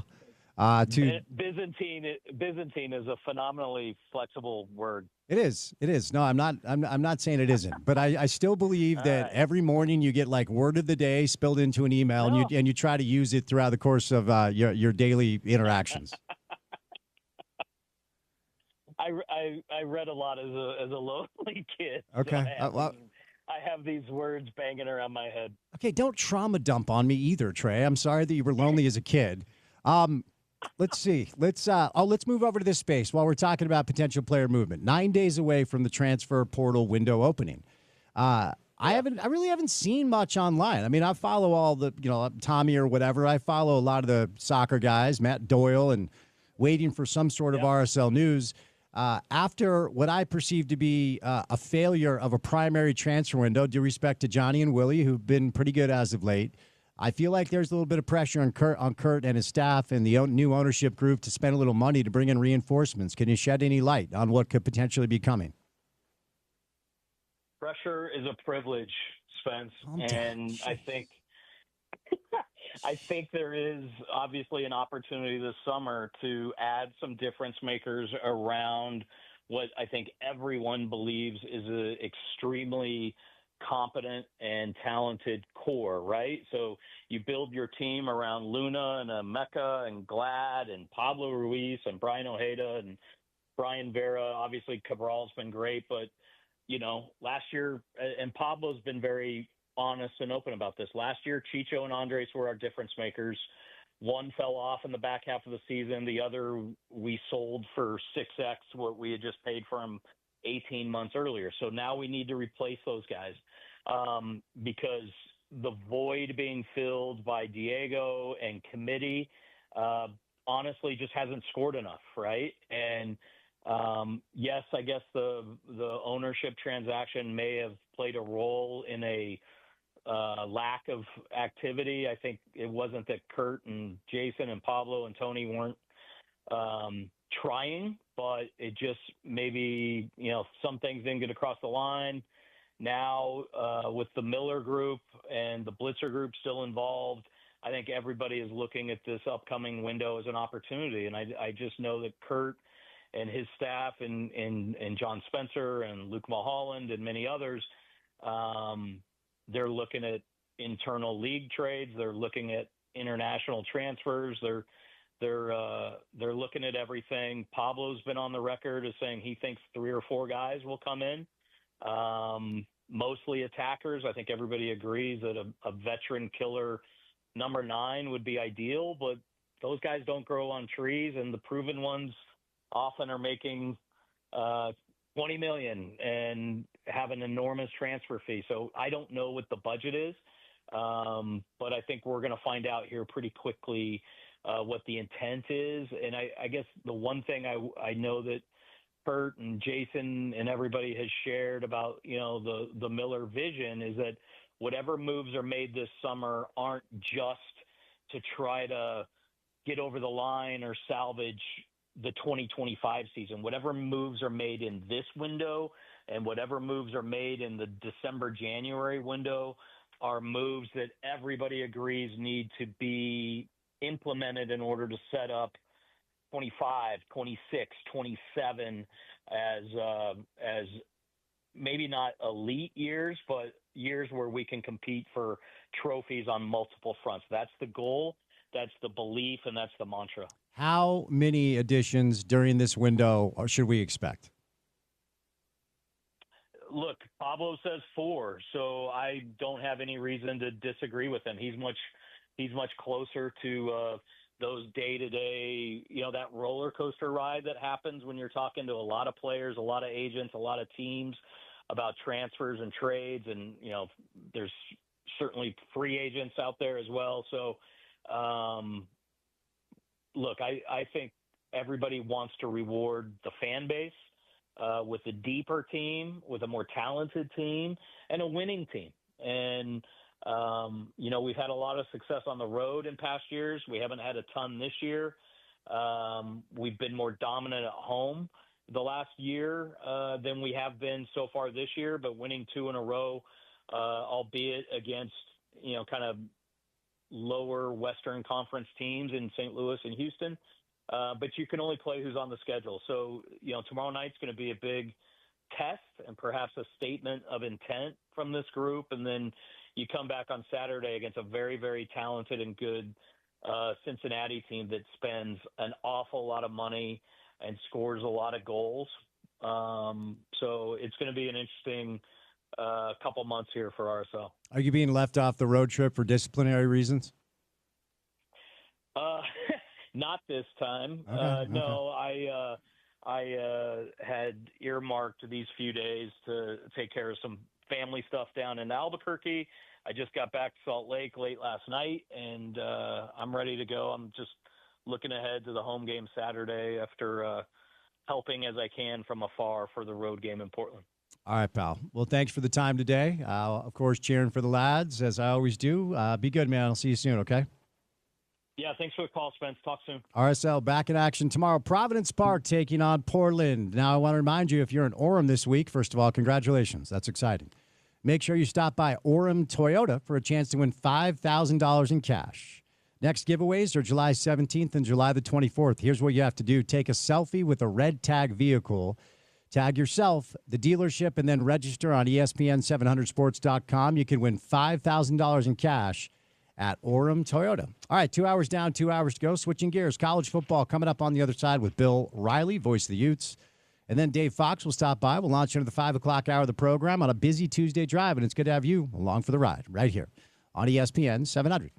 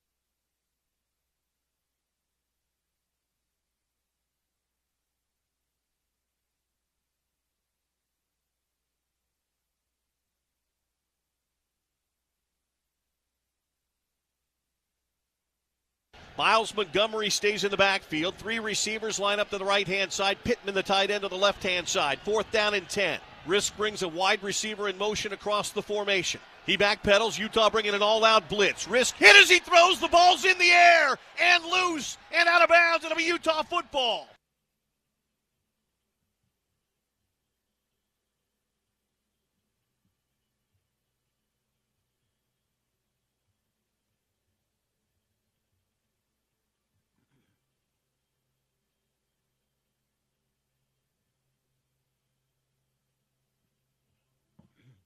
All right, 47 days away from Utah football. It is right around the corner. SEC Media Days going on right now at the Omni Hotel in Atlanta. It was the Big 12's turn last week in Dallas, Texas. Our next guest was there with a handler who cut my radio hit with him short because he's big time now. The voice of the Utes, Bill Riley, on a Tuesday afternoon. Riles, happy Tuesday. Good to see you last week, man. Reverend Checketts, good to talk to you. Thank you, sir. Blessings upon you. I should have started our interview with that. When did you get a handler? That's what I want to know. Well, I wouldn't say a handler, but somebody that was pointing me in a direction when I needed to go do an interview at the other end of the star. So I don't move as quick as I used to, Spence. So I needed a little head start. And also, I believe the interview was with Coach Witt. So, you know, it was. As important as our show is, I believe Kyle probably takes the cake. Yeah, it was with Witt, and we knocked out some good stuff. I think all in all, there was pretty good content gotten last week. And, you know, I was able to catch up with the commissioner last week in Dallas. That interview is going to post up on the Utah Athletics page here on social media here soon. But we got to talk to some coaches. It's interesting, Spence. When we were down, I don't know if you sensed it or not, but coming in, like, you know, the last couple of months, the off season really, you know, people are like, well, you know, Utah should be better this year, but we're not quite sure, you know, how much better they'll be.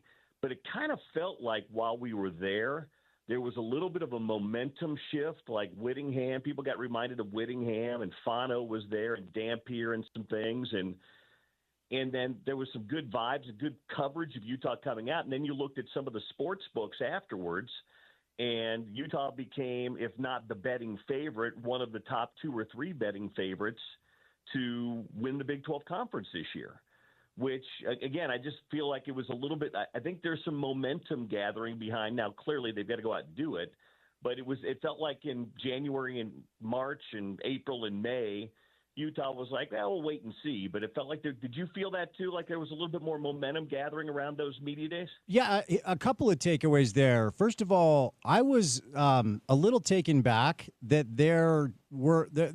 I didn't interview anybody that didn't have anything but glowing things to say about Devin Dampier. Obviously named Big 12 Newcomer of the Year. Whether it was media members or Big 12 officials or whatever it was, anybody we had on the show was just like, wait till you see this kid do his thing.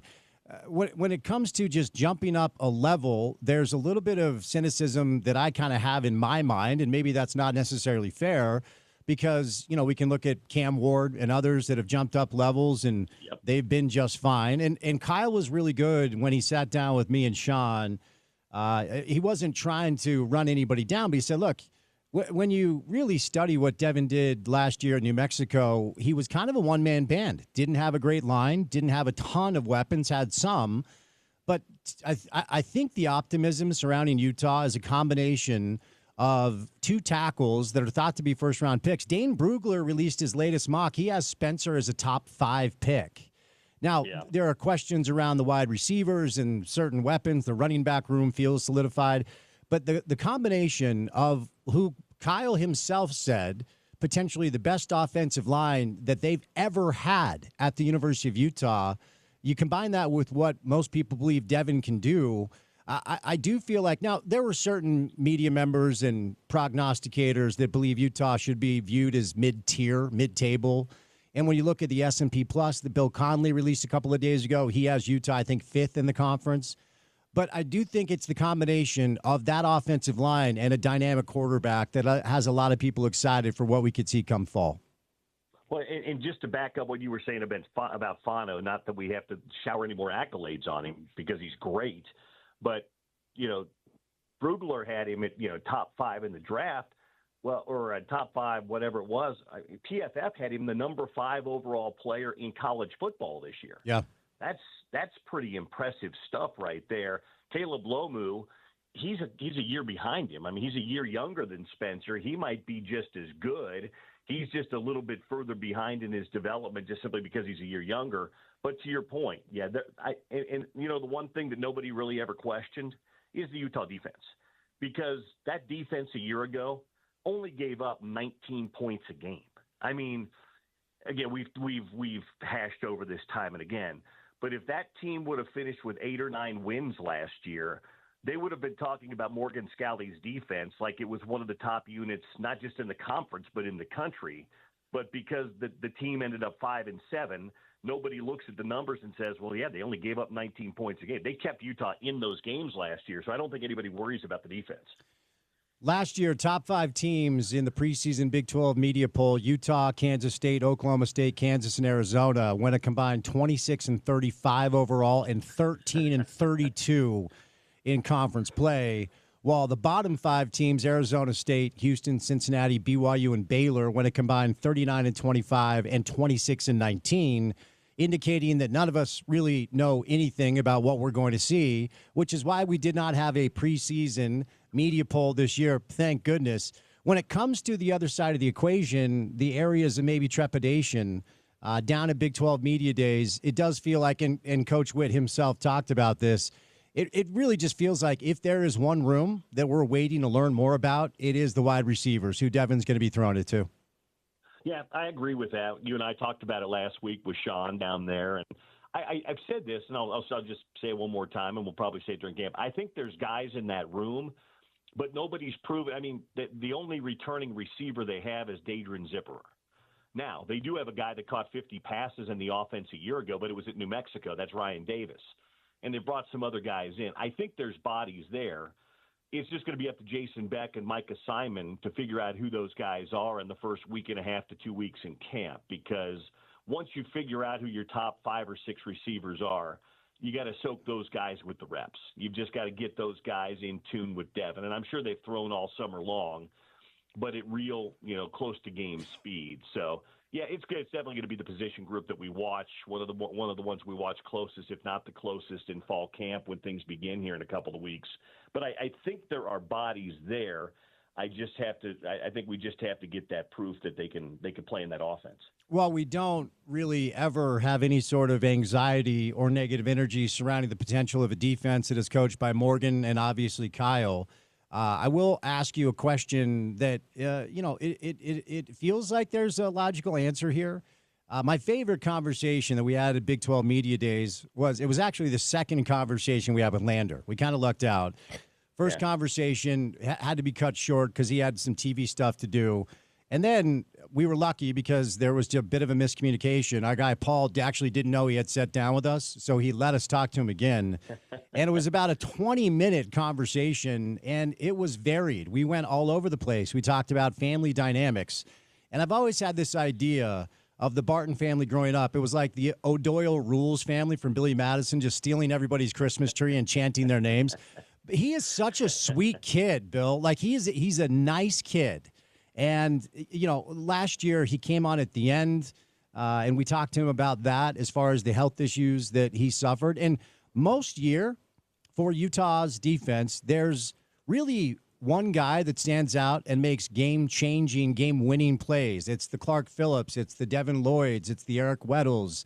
It's the Paul Krugers. It's the Trevor Rileys. And we could keep going down the list. It feels like that guy this year might be Lander Barton. Give me your thoughts. Well, Spence, I had a ballot. I made him my preseason defensive player of the year. I think that highly of him. This kid was the defensive player, freshman of the year in the Pac-12. He was outstanding. Before he hurt his foot, leg, whatever it was a couple of years ago, he was having a great run in that season. It took him a minute to get back to where he was, but we saw it at the end of last season.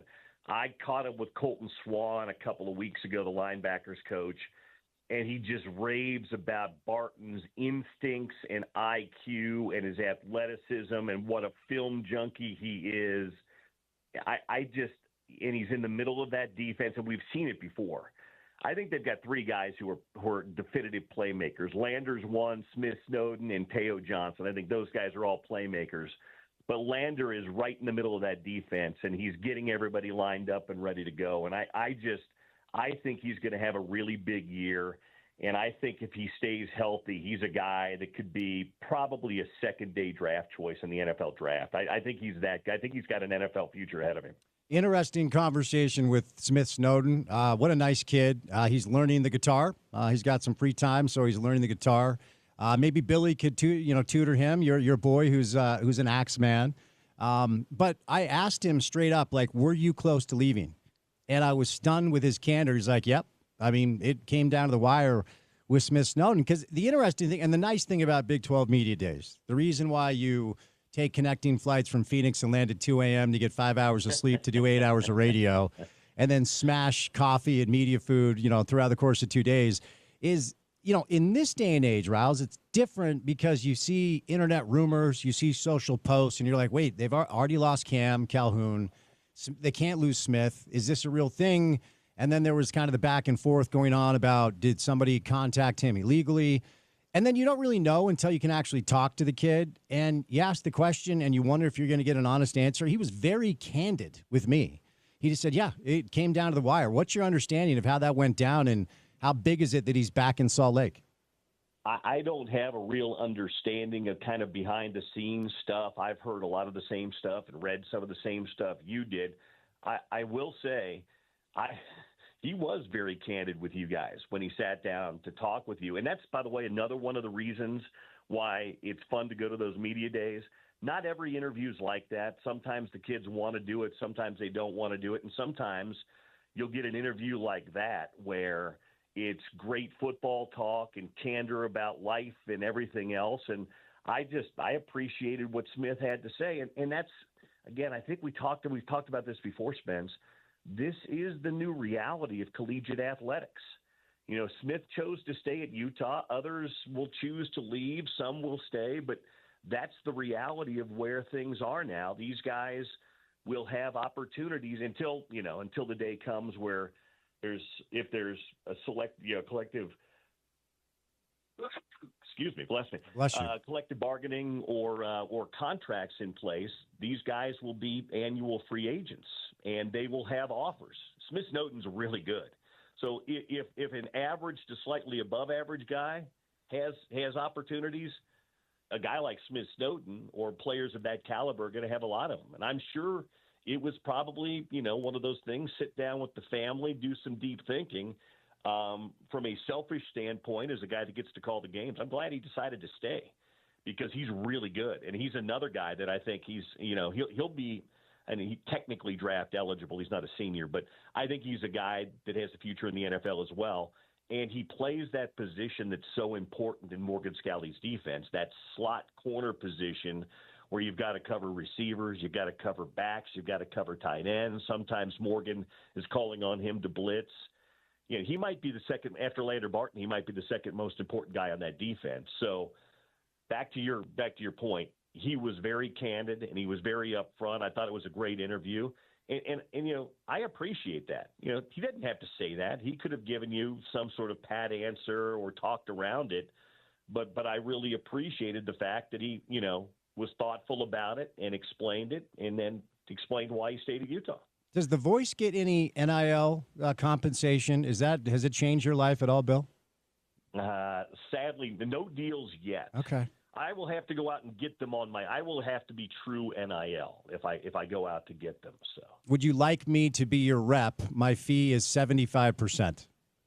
75%. That seems just a touch high. It's a new business model. I'm workshopping it. Well, I mean, 25% of something is better than 0%, 100% of nothing. Yeah, fair enough. Well, let's talk. Let's go. Hey, why don't we go have some zerts and apps? Apps and zerts. I'm in. I'm in for apps and zerts at all times. The other very illuminating and unfortunately, back to this day and age that we live in with social media and 24/7 information inundated at all times. And I just hate that anonymous accounts are even allowed to be a thing. Like, put your name on it. Don't be a coward, okay? And the internet is where cowards go to feel brave, as I say all the time. But the Keanu Tanavasa conversation I thought was really, really fascinating. And I actually thought he handled it better than he was given credit for throughout the course of the social media reaction. But the bottom line is, Bill, that leaves a hole. And BYU's got a good one, and Utah lost a good one. I asked Kyle about it, and he talked a lot about, Spencer's getting a lot of the love, but Logan Fano is also a talent at the DN position. He referenced a couple of different players that he's looking to kind of fill that hole. Dallas Vakalaki seems to be a guy that's been mentioned quite a bit. So tell me about that front, the loss of Keanu, and how you think Utah is going to handle it. I think they'll be fine. Tanavasa is a really good play. BYU got two good transfers, Tanavasa, and they got the Jackson Kirkland kid from Oklahoma State, who's a good player too. So they really solidified the middle. I don't really worry about it much. You've got Aliki Viamahi, who's probably the most experienced guy up front, Dallas Fakalahi, who was only a freshman back off a mission last year, who stepped in and played really, really well. I'll give you there's so many guys that you can kind of keep an eye on this Utah defensive line, Spence. But there was one guy that really kind of popped this spring that I think that they're going to have. I think that they're going to feel really good about once he gets a few reps underneath him, and his name is Carson Kafusi. He's part of the Kafusi clan. He's a Salt Lake Kafusi, not a Utah County Kafusi. He played at Skyline. This kid's a freshman, Spence. He's 6'6" at about 290 pounds.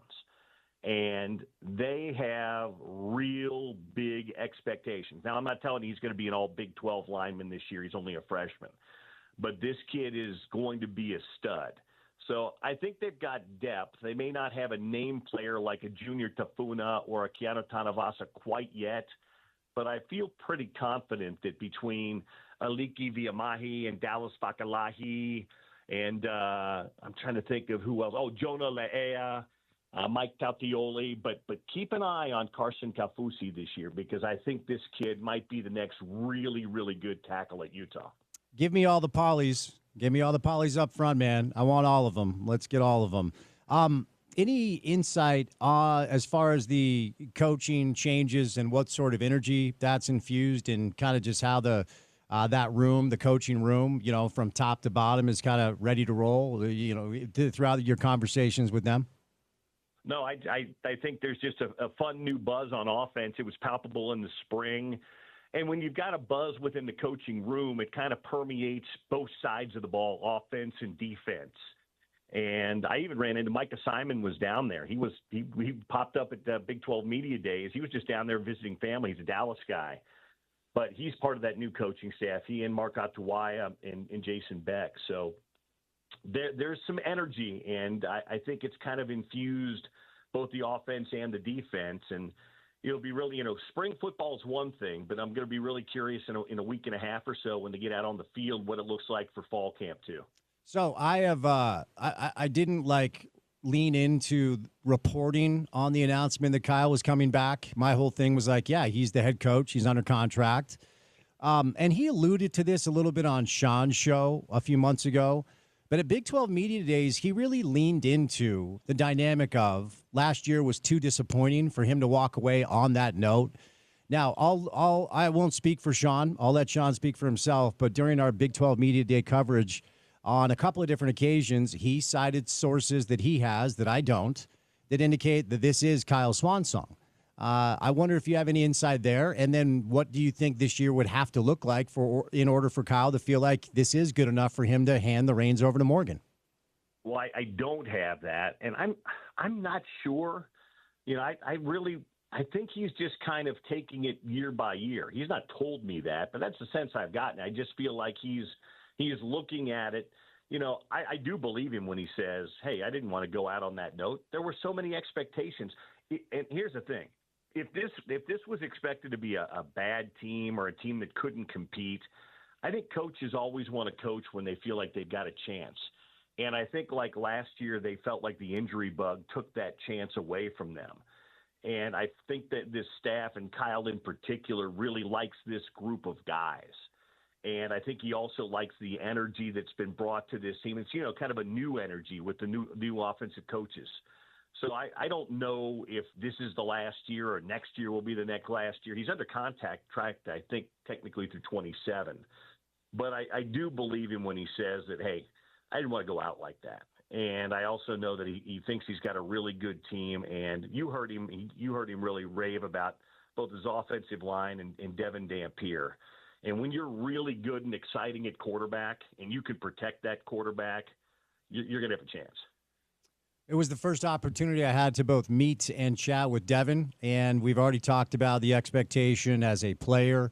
But again, back to the dynamic of actually being at Media Day when you can kind of look at them in the eye and get to know about them as people. My favorite question that he responded to was when I asked him about his relationship with pressure. I always love to ask quarterbacks that because there's no position, quite frankly, in all of sport, let alone football, where it's like the pressure's on you more often than not every single play. I mean, even if you have to execute a handoff, like you touch the ball every single play. And I was very impressed with the way he handled the question. So away from Devin, the quarterback on the field, what have you learned about Devin just as a person? He's a great dude. I got to do one of my walk and talk interviews with him in spring football. And he's just one of those big personality guys that people I just think are kind of drawn to. He's just got a smile on his face. He's a good football player. Yeah, I've told some people it draws some comparisons in a little way to Cam Rising because guys were just drawn to Cam and he was always really upbeat and he had that magnetic. But he's got a little Britton Covey to him as well, where he's just super positive at all times. And I think when you're good and then you carry yourself that way, people are kind of drawn to you. We all know those guys. You know, there's those guys that just are really good at a lot of different things, and people just like being around them. And that's the sense I've gotten about Devin. And just talking to his teammates about it, I talked to Spencer Fano. I said, how'd this guy come in and become a leader right away? He's like, I don't know. He just came in and, he didn't act like he was a leader. He didn't try and push and talk and get everybody on his side. He just went out and did it. And he worked at it, and he was a good dude, and people just kind of paid attention and took note to that. All right, Bill, before I set you loose away from the Utes for just a moment, because a man that you and I both know passed last week at the age of 93, and Frank Layden was a consistent guest on the Bill and Spence show for you old school ESPN 700 listeners. And then any show that I've done, Frank's been a constant staple. He is among, if not the most iconic figure in Utah Jazz history, and certainly deserves a ton of love as he leaves us last week at the age of 93. I wonder what your perspective is on what he means to Utah and the state of the state of Utah and the city of Salt Lake.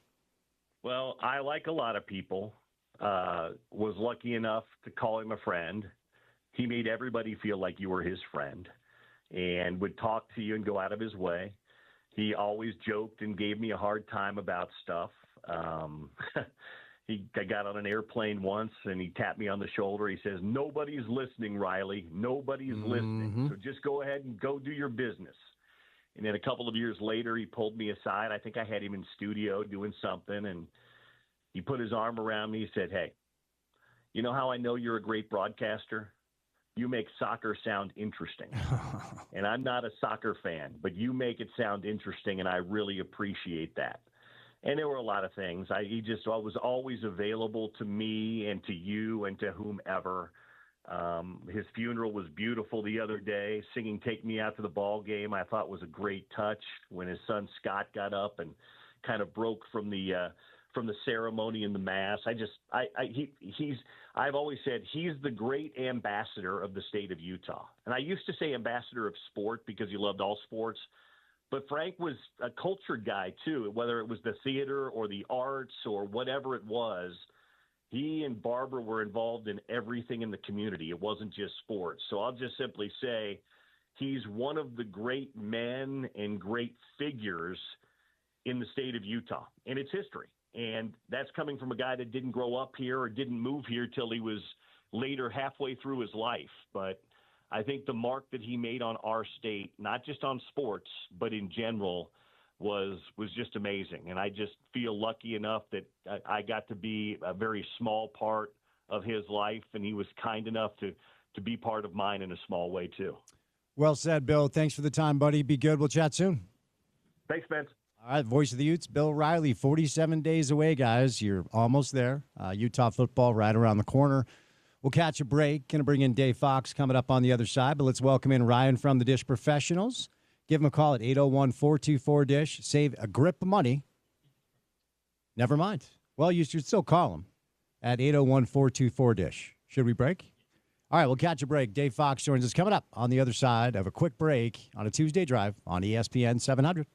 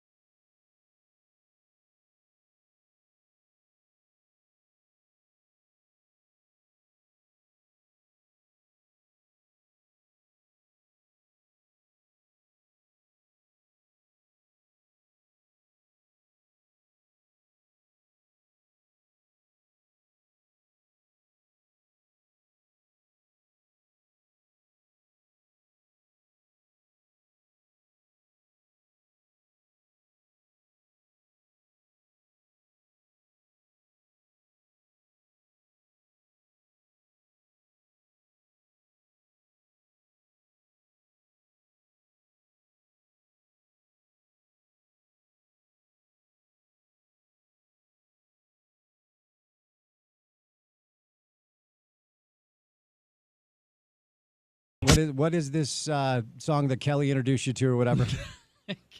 Not Foster the People. By? That's the group. What's the name of the song? Lost in Space. Okay. All right. And where did you hear about this? Well, where I hear about everything on the radio. Is that some more of your EDM BS? This is, kind of like that. I Foster did. the People, they did the Pumped Up Kick song. You know that one. You don't know that one? No, I mean, Pumped Up Kick is consistent on my playlist. No, of course I don't know it. You and I have wildly different All the tastes in other music. kids with the Pumped Up Kick. I don't know. Don't sing or dance ever, please. Okay. I like music that has bands where people play instruments. You and I are different that way. Oh, a good point. Yeah. You know, it's funny. Let me get sidetracked for 1 second. I played golf a couple weeks ago with What? Brian Schnee and Chase Thomason. Oh, I know Chase. Is Brian the other weather guy? No, he's a news reporter. And then Caitlin Felice, who also works for us, and she is great. I mean, straight down the fairway every Nice. hit. Chase brings this little speaker, I've got a speaker.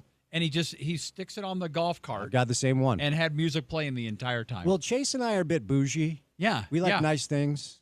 What was he and good tell me he music. playing? I don't remember what he was playing, but it wasn't like heavy. It was just it was relaxed. You know what? It was Rufus to Soul. That's what it was. I play soundscapes and like jazz music. Right. I don't like I loud music loved on a it. golf course.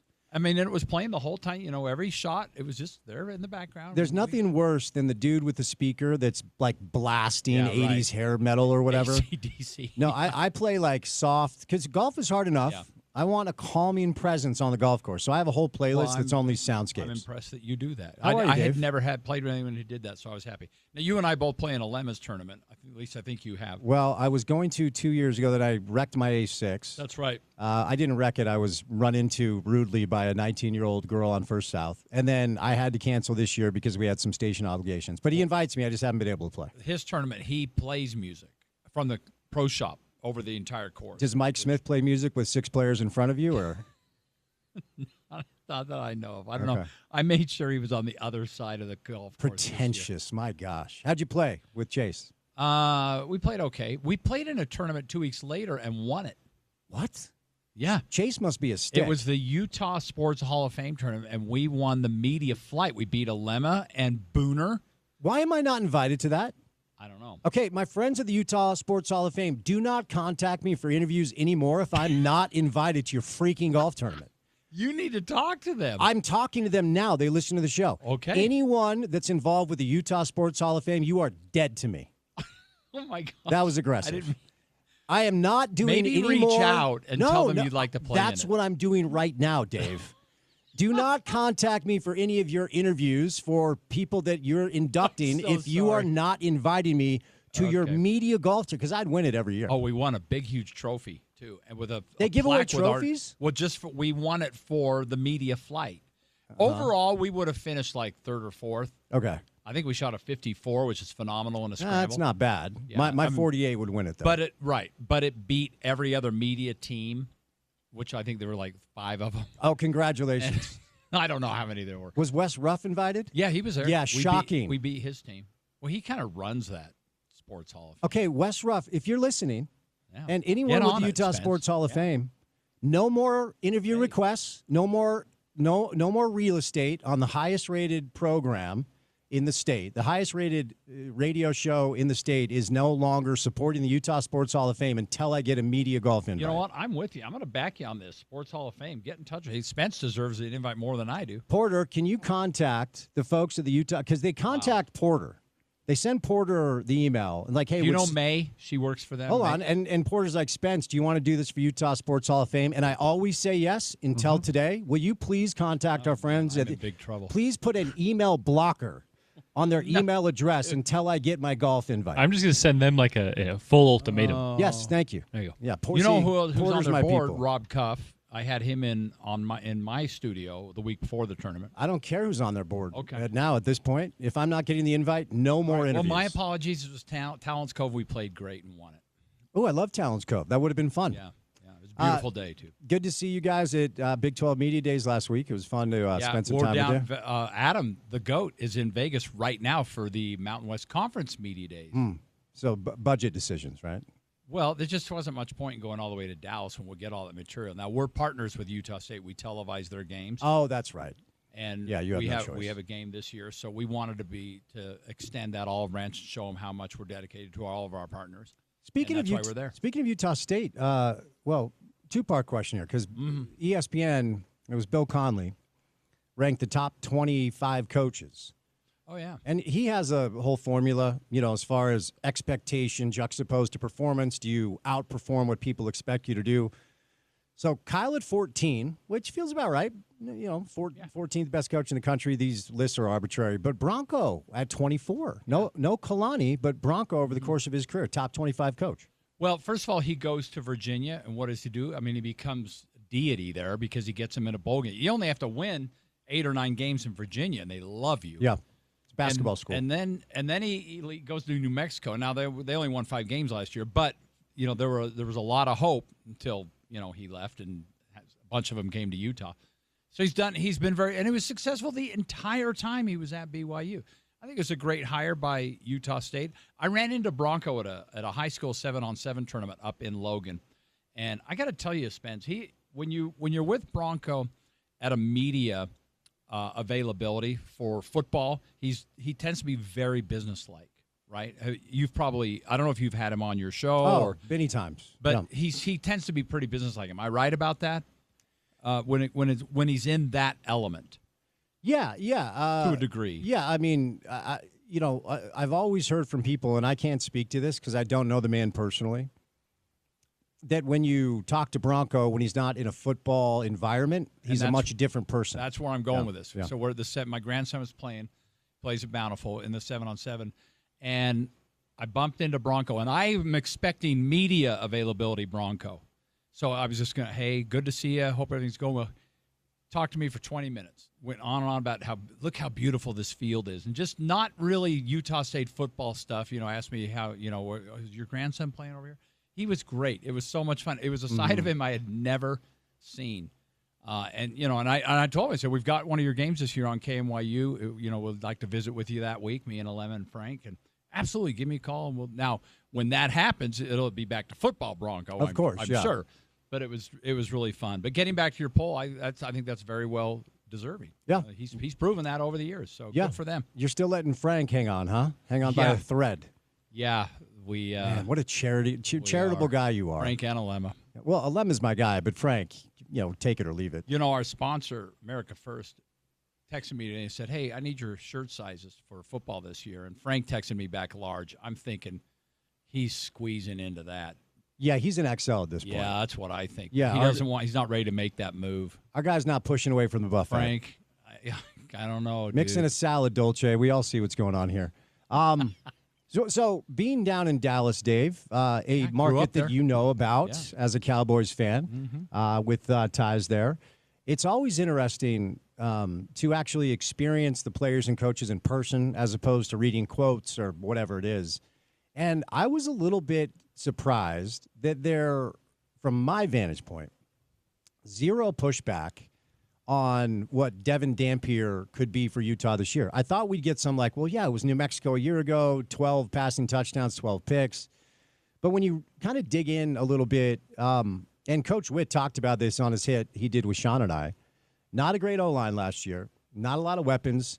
Kyle kind of called him a one-man band. And when you look at Dane Brugler released his mock draft today, his latest, he has Spencer Fano as a top 5 pick. I saw that.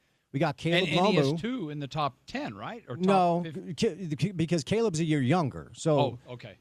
Caleb kind of made his players to watch. Ranking, yes. So anyway, Spencer Fano, top 5 pick. Caleb Lomu a year younger than Spencer is. And Kyle himself at Media Day said to Sean and I, this is the best offensive line we've ever had. I heard that.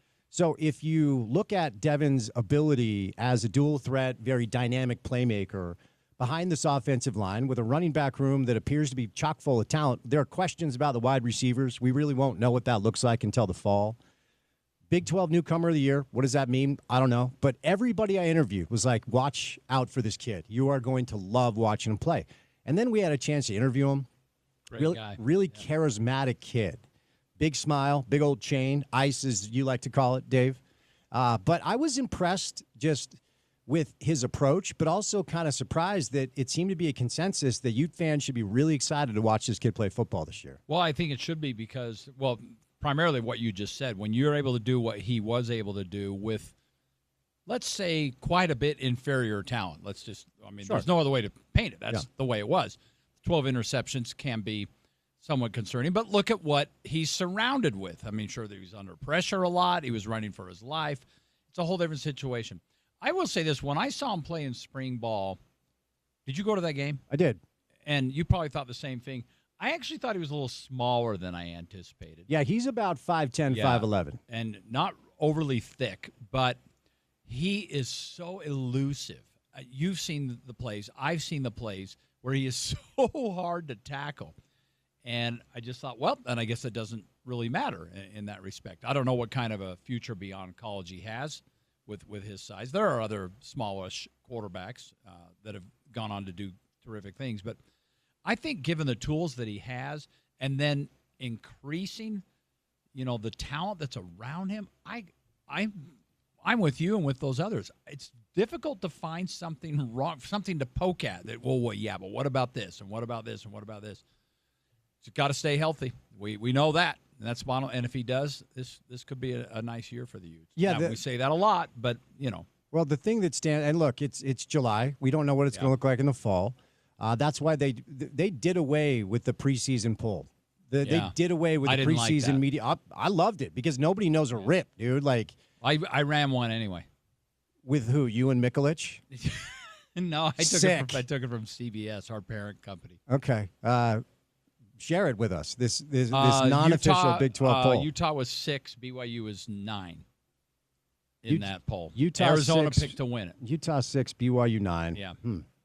Well, ultimately, it depends on. But like I said, it doesn't matter. Well, it also depends on the media member or the media outlet. I have seen some media members pick Utah to win it. I've seen some media members pick Utah 6, 7, 8, 9.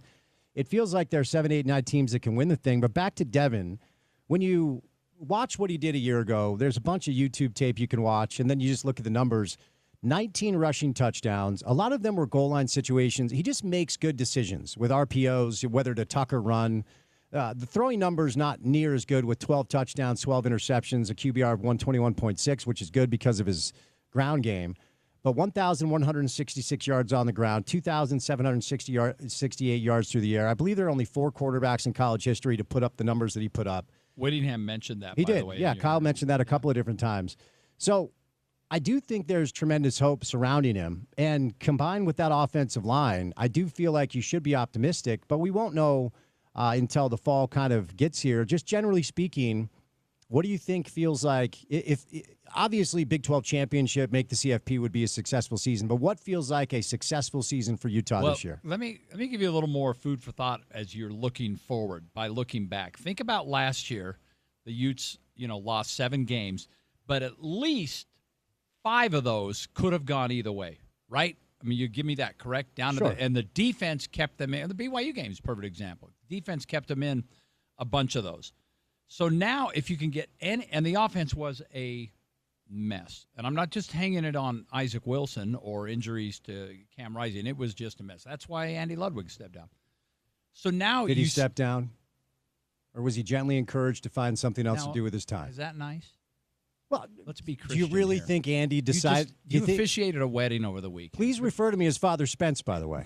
Blessings upon you, Dave. Do you really think Andy stepped down? I don't even want to discuss.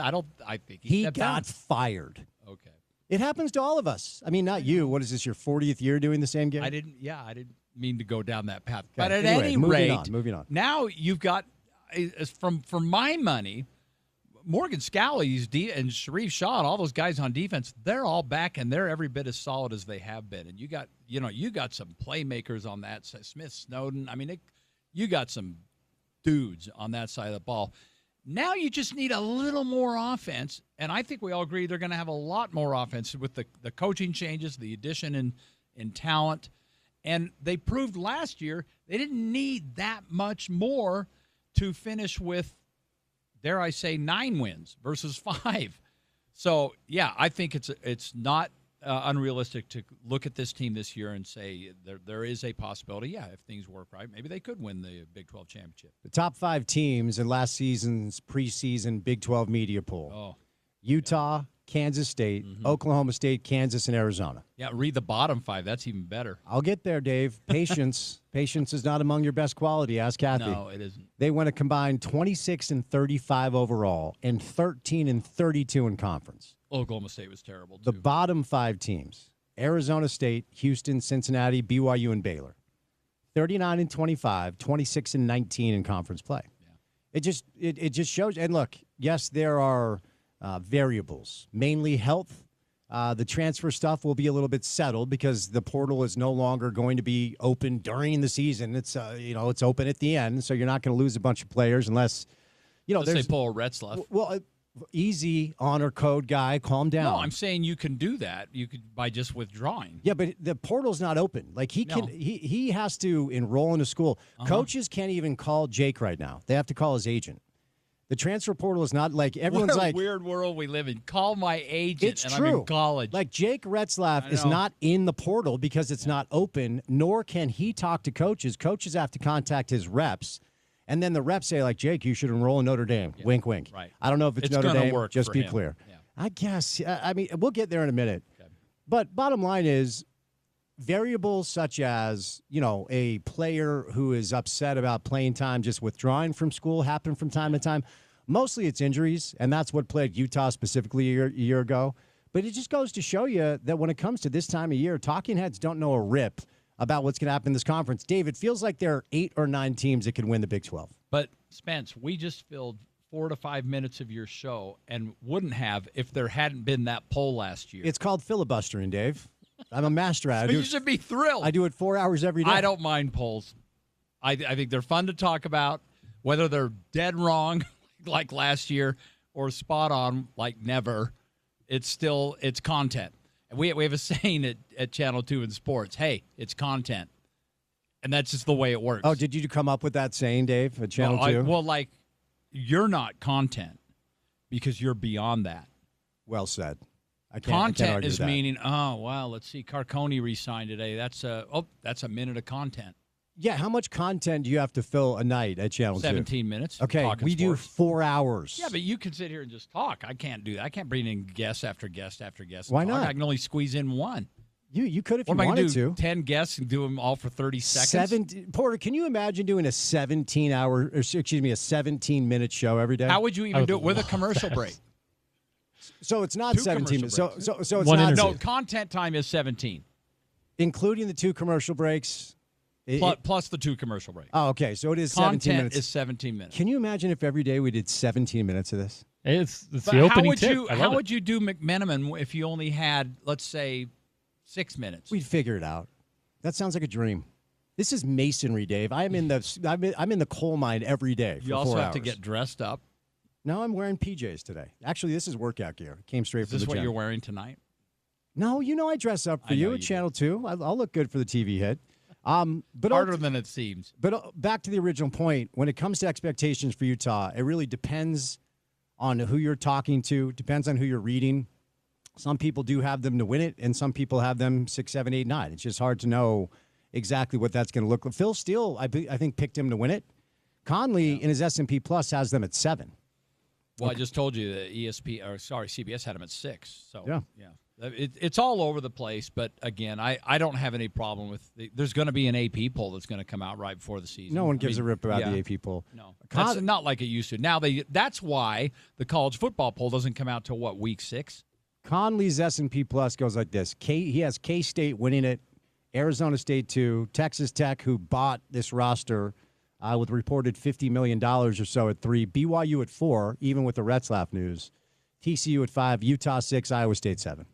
That's funny because Texas Tech also bought the softball roster. $1 million for a softball pitcher. Yeah. It's oil money. Yeah, they're doing okay down there. So tell me if you have any insight on the BYU quarterback situation. So, of course, Jake has announced that he is going to leave and find a new place to play.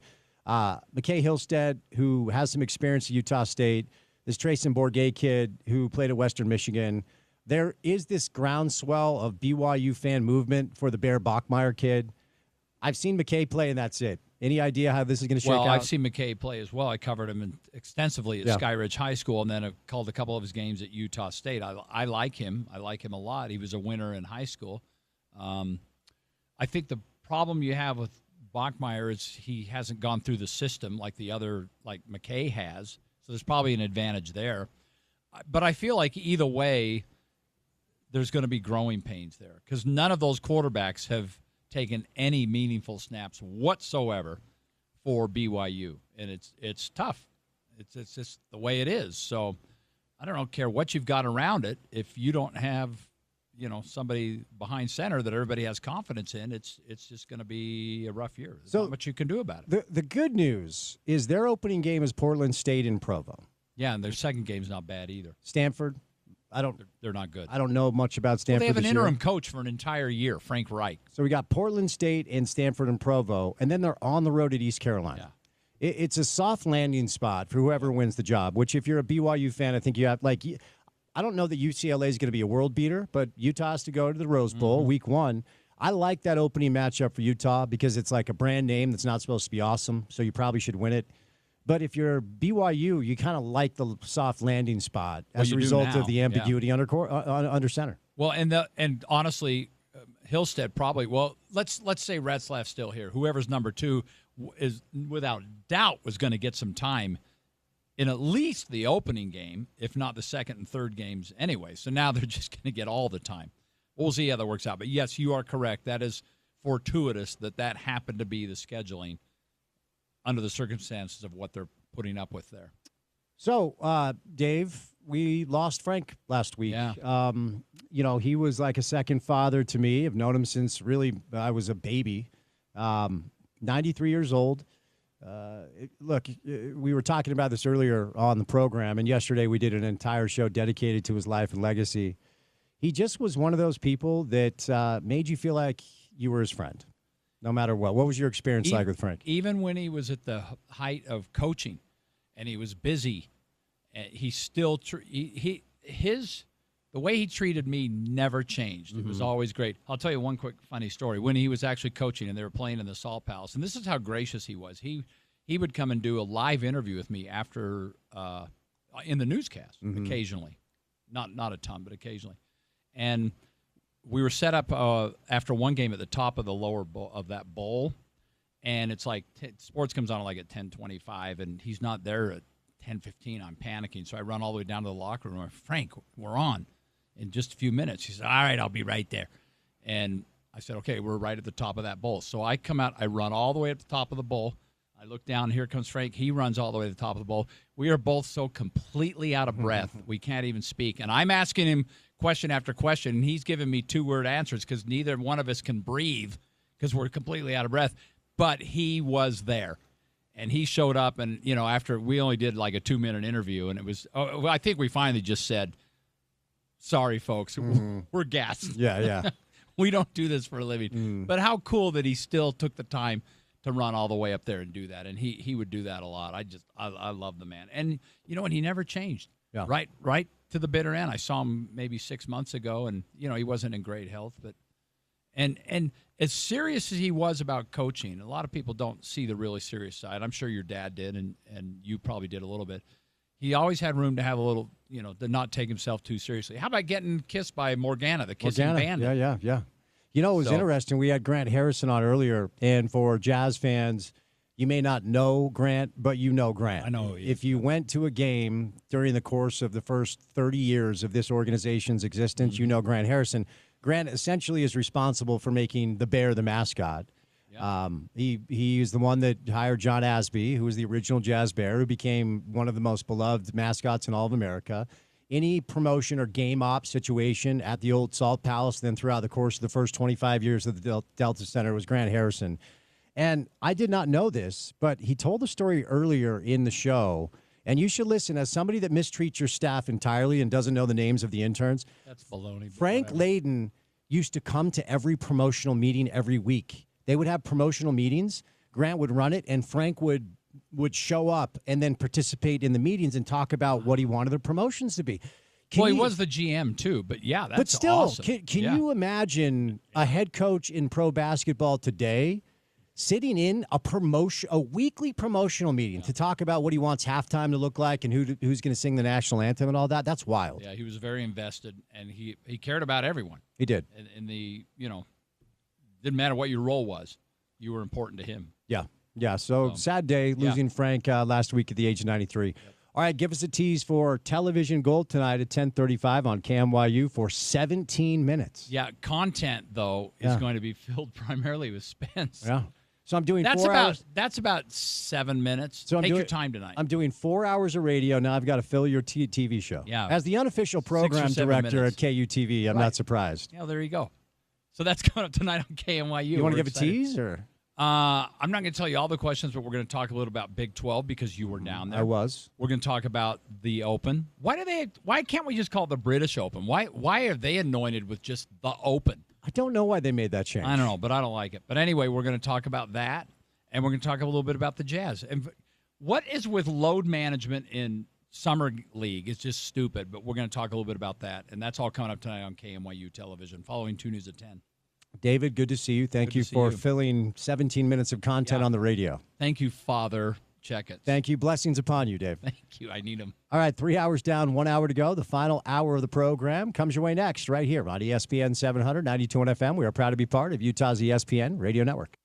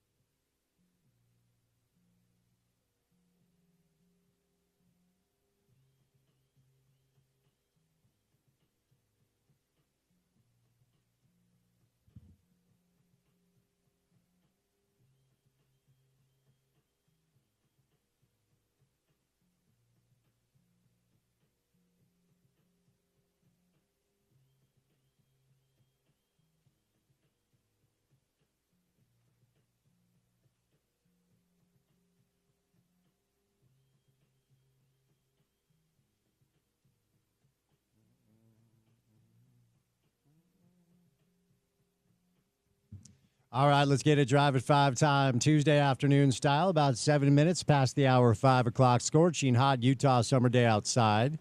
Little cloud coverage, brought a little respite, but it's about 93 degrees. We're going to have really hot weather for the next week or so, honestly, for the next couple months. You guys know the deal. You live in the desert. It is hot. Happy Tuesday. Thanks for making us a part of your day here on ESPN 700, 5 o'clock hour of the program. Gets rolling right now. We'll say goodnight at 6 o'clock. In time for the Midsummer Classic, it is time for the Major League Baseball All-Star Game. Atlanta, kind of a hot spot right now. We've got SEC Media Days in Atlanta, Georgia, and Atlanta will be the venue for the All-Star Game tonight. It's Tarek Skubal from the Tigers for the American League and Paul Skeens from the Pirates for the NL.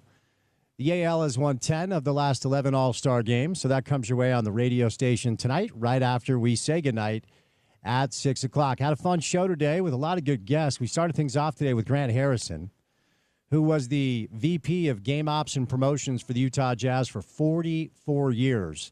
Among the anecdotes that Grant shared is that throughout the course of his tenure with the Jazz, Frank Layden would attend the promotional meetings every week. The head coach of the basketball team sat in on the promotional meetings so he could have kind of an understanding of what Grant and his staff were trying to do, whether it's halftime performances, who was going to sing the national anthem. Grant really was the mastermind behind the Jazz Bear, who became the mascot for the Jazz, one of the most beloved mascots in all of pro sports. So some fun insight on the life and legacy of Frank Layden, who passed away last week at the age of 93. We're going to intertwine guests throughout the course of the next couple of weeks to talk about Frank. Allocated the entire show yesterday to his life and legacy. Shout out to Richard Smith, a good friend, of course, off air, and then has become a great friend of the show. Without Smitty, yesterday does not happen. So some sound from Richard Smith, some insight from Scott Layden yesterday. Coach Mack, Ron McBride stopped by. My father, Dave Checketts, joined us live in New York from the Van Wyck as he was stuck in traffic trying to get to JFK. If you missed any of that sound from yesterday, you can go to our podcast page, which is which is called The Drive with Spence Checketts, or our website, which is ESPN700sports.com. Throughout the course of the show yesterday, was a lot of fun. Jazz Summer League last night, they lost to the Spurs in overtime, 93-91. We saw John Tonje in action. We did not see Ace Bailey. We did not see Walt Clayton Jr. Another excellent night from Kyle Filipowski. Kyle really has played excellent basketball throughout the course of the Summer League, both here in Salt Lake and then in Vegas. But unfortunately, load management has permeated into Summer League now. It's not just Ace Bailey. It's not just Walt Clayton Jr. Cooper Flagg was shut down after playing, I believe, 2 games. Number 2 pick, Dylan Harper, who played last night for the Spurs, has been kind of in and out of the lineup, did not make the appearances early on, but he's been playing as of late. So it's always fun to try to learn about some of these players, but they're not playing much, so it's hard to really understand exactly who they're going to be in pro basketball. VJ Edgecombe had a great opening game against the Jazz, and I'm not sure that he's played since then. Speaking of the 76ers, Paul George had knee surgery today. He hurt his knee on a workout on court last week. So Philly will be without Paul George, probably Joel Embiid to start the season. But VJ Edgecombe, who played here in Salt Lake, had a really, really, really good opening game against the Utah Jazz. RSL will be in action coming up tomorrow, taking on the Portland Timbers in a midweek tilt. RSL is unbeaten in their last 4. They've taken 10 of the last 12 points. You can watch that game on Apple Television. We had Trey stop by for a little bit today to preview that game and then talk about Diego Luna. Diego was named to the Skills Challenge today for the MLS All-Star Game. And we are 9 days away from the summer transfer window opening in Major League Soccer. Pablo Mastroeni himself has said he is expecting 4 additions to the group, namely in the attack, where it's been more or less anemic all season long. But getting Diego back will help. So a little midweek soccer for you as well. Talked a lot of college football on the show today as we're 47 days away from opening day for the University of Utah. Couple of interesting lists released earlier today. It is midsummertime radio, so it's all about the lists. Bill Conley, who covers college football for ESPN, released his list of the top 20 coaches in college football right now. And he has a very interesting formula. A lot of it is overperformance based off of expectation. So best active FBS head coaches, he has a minimum of a 4-year sample size for these coaches. Ryan Day, who's been at Ohio State for 6 years, according to Bill's model, is the best coach in college football. Josh Heupel, 7 years at Tennessee. Kirby Smart, 9 years at Georgia. James Franklin, 14 years at Penn State. Dabo Swinney, 16 years at Clemson are your top 5. The next 5 are Dan Mullen, Lane Kiffin, Brian Kelly, Jeff Traylor, and Mike Gundy. And then we find Coach Witt at 14. It's Barry Odom at 11, Billy Napier at 12, Kalen DeBoer at 13, and Kyle Whittingham at 14. Kalani did not make the list. I thought based off of maybe some over-performances over the past couple of years, we would see Kalani on the list, but he did not make it. Bronco Mendenhall coming in at number 24, just behind Mark Stoops and just ahead of Willie Fritz, ahead of Lincoln Riley as well. So some interesting lists from Bill Conley today. Bill also released his Big 12 projections. Bill has been kind of doing this incrementally, and yesterday he released his 2025 Big 12 projections. His SP Plus model has Kansas State winning the Big 12 this year, followed by Arizona State, Texas Tech at 3, BYU at 4, even with some ambiguity at quarterback, TCU at 5. He has Utah at 6, Iowa State at 7. We've been talking about this over the course of the past few days, being in Big 12 Media Day in Dallas last week. The expectations for Utah football are all over the map this year. There's some, including some people we talked to at Big 12 Media Day. The college football preview season is underway. A lot of people believe Utah is going to win the conference. They have a chance to win the conference. A lot of people believe Utah is more mid-tier. So we've been discussing that on the program today. Also, Tim McMahon stopped by. If you missed that from earlier, Tim McMahon is reporting from Summer League that according to his conversations and his sources, the Utah Jazz are not likely to move on from Larry Markkanen. I don't know if this is a change of perspective with Austin Ainge in charge. It did feel like prior to signing Larry Markkanen to his max contract, there was some momentum in the direction of moving on from Markkanen. And this year will be interesting. And Larry, at the age of 28, and his birthday is in May, so he'll be 28 throughout the course of the majority of next season. He really is kind of, ironically enough, it feels like he just entered the league. You know, he was an Arizona Wildcat. He was a Pac-12 kid, so we saw him play college ball around here. He's really he will enter like the final 2 or 3 years of what is considered the prime of one's career. Can the Jazz build a competitive team in that window so Larry can add to a team that's actually serious about competing? It's not going to be this year. They've cleared the deck of most of the vets with Colin Sexton on his way to Charlotte, Jordan Clarkson on his way to New York, and John Collins on his way to Los Angeles. It's going to be basically a group that's all young outside of Lowry for the most part. I mean, Yusuf Nurkic is on the roster, but his best years are far behind him. So with McMahon's reporting that Markkanen is part of the plan, can Austin Ainge and his staff build a competitive team in the next 2 or 3 years to take advantage of his prime? So some interesting stuff from Tim today. More Summer League action actually going on right now. The Jazz will be back in action tomorrow. All right, we'll catch a break. We'll do some college football with the voice himself. Bill Riley joins us coming up during the 5 o'clock hour of the drive on a Tuesday right here on ESPN 700.